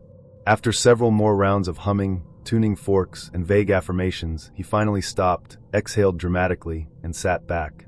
There, he said. You've been opened. I sat up slowly. My back hurt a little from the mat, and I had a mild headache from all the sage smoke and spiritual intensity. How do you feel? He asked, leaning forward, eyes wide. Lighter, I said, which was technically true. I had skipped lunch. He smiled and reached for my hands. That's the power of aligned breath and sacred stillness. I nodded, unsure how to respond. I glanced at the clock. I had been there for almost 2 hours, and I still wasn't entirely sure what had happened. He offered me more cacao. I politely declined. He asked if I wanted to schedule another session. I might need a little time to integrate, I said. He nodded solemnly. Of course. The spiral takes time. I left with a small packet of post-activation herbs he insisted I take, dried flowers and what looked suspiciously like glitter. He said to steep it in water and think about my ancestors. I said I would. I did not. He invited me to a dinner party on our third date. Most people ease into that. Coffee. Drinks. A movie where you pretend not to notice they're crying during the previews. But not Jeffrey. Jeffrey believed in radical transparency, which I assumed meant therapy speak and maybe a weird number of throw pillows. I didn't realize it meant introducing me to 8 of his closest friends and 1 ex-girlfriend over a lentil cassoulet. He lived in a loft that looked like an Airbnb owned by someone who cried to Bon Iver. Edison bulbs. Plants that looked expensive. A bookshelf labeled emotional labor. I brought a bottle of wine. He greeted me with a kiss on the cheek and a whispered, "You're brave for coming." What? Nothing. Come in. The guests were already seated. There was a name card for me. A name. Card. I sat between a woman named Jules who wore a necklace shaped like a uterus and a man named Troy who looked like he'd fought in a war, but only internally. Jeffrey stood at the head of the table, beaming. Tonight, he said, is about connection, vulnerability, and carbs. Everyone clapped, unironically. Then the toasts began. Not bread. Declarations. Each guest stood, one by one, and offered a toast not to Jeffrey but to concepts. To softness, said Jules, raising her glass. To the death of performative masculinity, said Troy. To the moon's pull on our fluids, said someone named Kel. I smiled, nodded, drank. A lot. Then came the food. Jeffrey emerged from the kitchen holding a dish that looked like it had been blessed by a French witch. Cassoulet, he announced, made with heirloom legumes and metaphysical intention. We served ourselves. I took a small portion. It tasted like sadness and cumin. Halfway through the meal, someone asked how Jeffrey and I met. Dating app, I said. Jeffrey smiled. But not just any app. We matched during Mercury retrograde, which means our connection is karmic. I sipped more wine. Then his ex spoke. Yes, well, Mercury also ruled our relationship. Until it combusted. Silence. Jeffrey nodded solemnly. We grew. We evolved. I'm grateful for every rupture. She looked at me and said, he cries after sex. Just so you know. I laughed. No one else did. Jules touched my arm. This is a safe space. But please don't mock grief. I apologized. To the room. Like I was on trial. Then came the second course, a salad with pomegranate seeds, goat cheese, and surprise, an edible flower. There's a story behind this flower, Jeffrey said. It bloomed the day I stopped apologizing for my needs. Everyone clapped again. I chewed the flower. It tasted like paper and regret. Dessert was a single fig split in half, drizzled with something unholy, and described as a metaphor. By then, I was tipsy and unhinged. So when Jeffrey asked if I wanted to offer a toast, I stood up. I raised my glass and said, to boundaries, and silence, and the courage to admit that cassoulet is just bean soup with delusions of grandeur. No one clapped. Jeffrey looked like I'd kicked his spirit animal. I sat down. We didn't speak for the rest of the night. As I left, he handed me a Tupperware of leftovers and said, I hope you find your softness. I threw it away 2 blocks later. He texted me the next day. You have potential, but your energy needs seasoning. F off, sir. I matched with Idris because he looked normal. That's how low the bar was. He had clear skin, a neutral smile, and a bio that said plant dad, good listener, emotionally available, unless I'm watching F1. He seemed harmless, like a guy who owned throw pillows and paid his taxes early. We met at his place for Thai takeout and wine. I know, rookie move, but we'd FaceTime twice, and he had a cat named Chaucer. Anyone who names their cat after a medieval poet can't be dangerous, right? Wrong. He opened the door wearing joggers, a Henley, and the kind of cologne that says, I'm not a serial killer, but I'd like you to wonder anyway. Chaucer the cat was perched on the windowsill like a tiny judge. Dinner was fine. We talked about TV shows, travel, and how his last relationship ended because she didn't respect the sanctity of brunch. I laughed. He laughed. The wine flowed. I started to relax. Then it got weird. We were sitting on the floor, eating pad see ew off ceramic plates like we were in a poorly funded indie film. Idris was telling a story about growing up in the Midwest when Chaucer jumped onto the couch and let out a long, slow meow. Idris paused mid-sentence. He turned to the cat. Do you hear that? He whispered. Hear what? He stared at Chaucer. That meow. It's the sound of longing. I chuckled. Okay, Shakespeare. He didn't laugh. He turned back to me, eyes glassy. My therapist says I project desires onto Chaucer, that I use him as a vessel for suppressed emotional expression. I nodded slowly. That's specific. I think he meows when he senses intimacy. Or hunger. No, Idris said firmly. It's deeper than that. Chaucer meowed again. Idris closed his eyes. It's happening, he whispered. What's happening? The resonance. I stared at him. Are you okay? He opened his eyes and looked at me like I'd just asked if water was wet. Don't you feel it? The vibration? The alignment? I feel a little confused. He reached for my hand. Sometimes, when Chaucer meows like that, it means I'm about to have a breakthrough. Emotionally. Or otherwise. Otherwise? He didn't answer. Instead, he stood up, walked to the cat, and knelt like he was about to propose.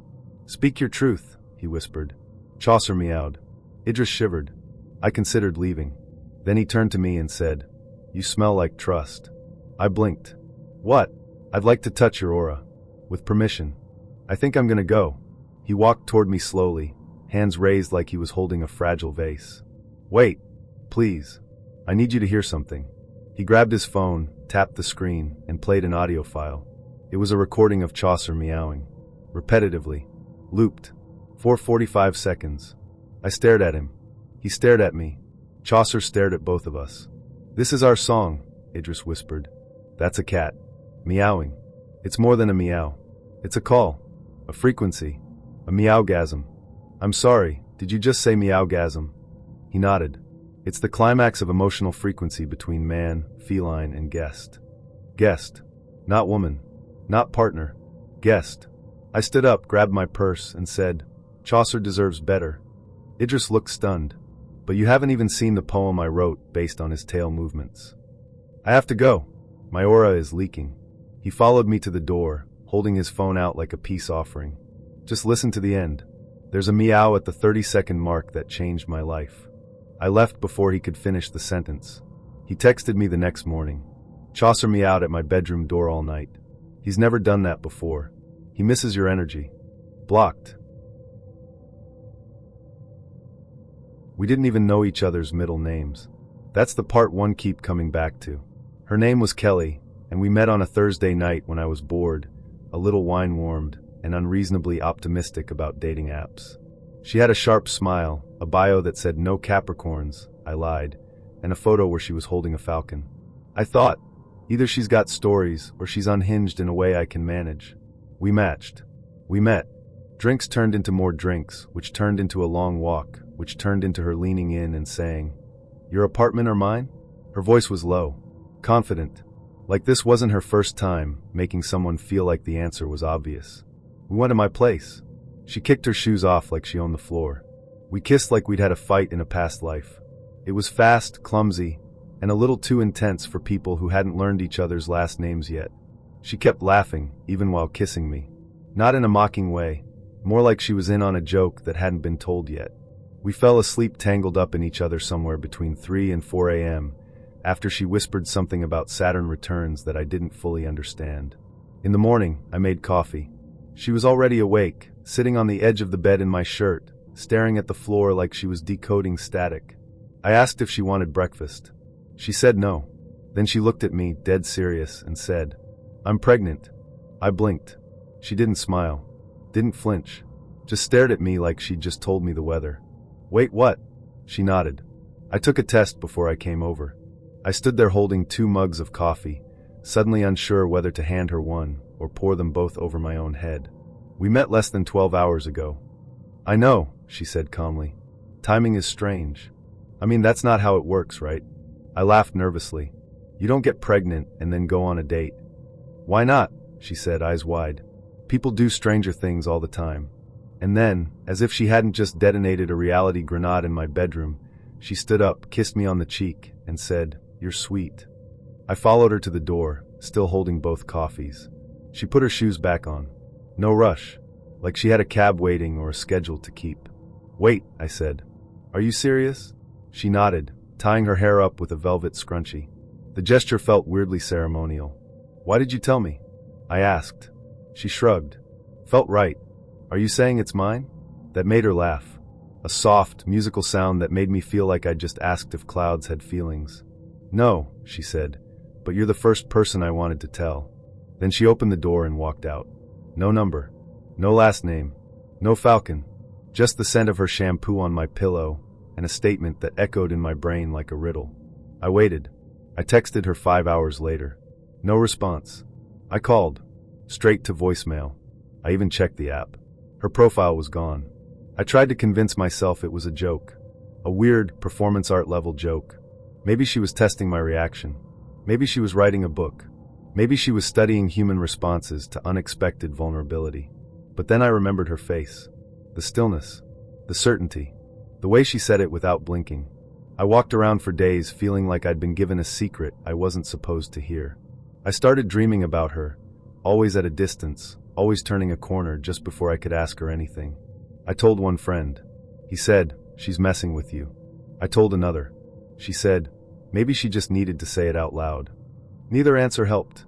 I started checking faces on the street, looking for her, wondering if she'd show up again to update me, 6 months pregnant, standing under a streetlight, asking if I remembered her. She didn't. But once, a few weeks later, I opened a random drawer in my bathroom and found a tube of lipstick I didn't recognize. Pale mauve. The kind of color you only wear if you're sure of your mouth. I don't know if she left it on purpose. I kept it anyway.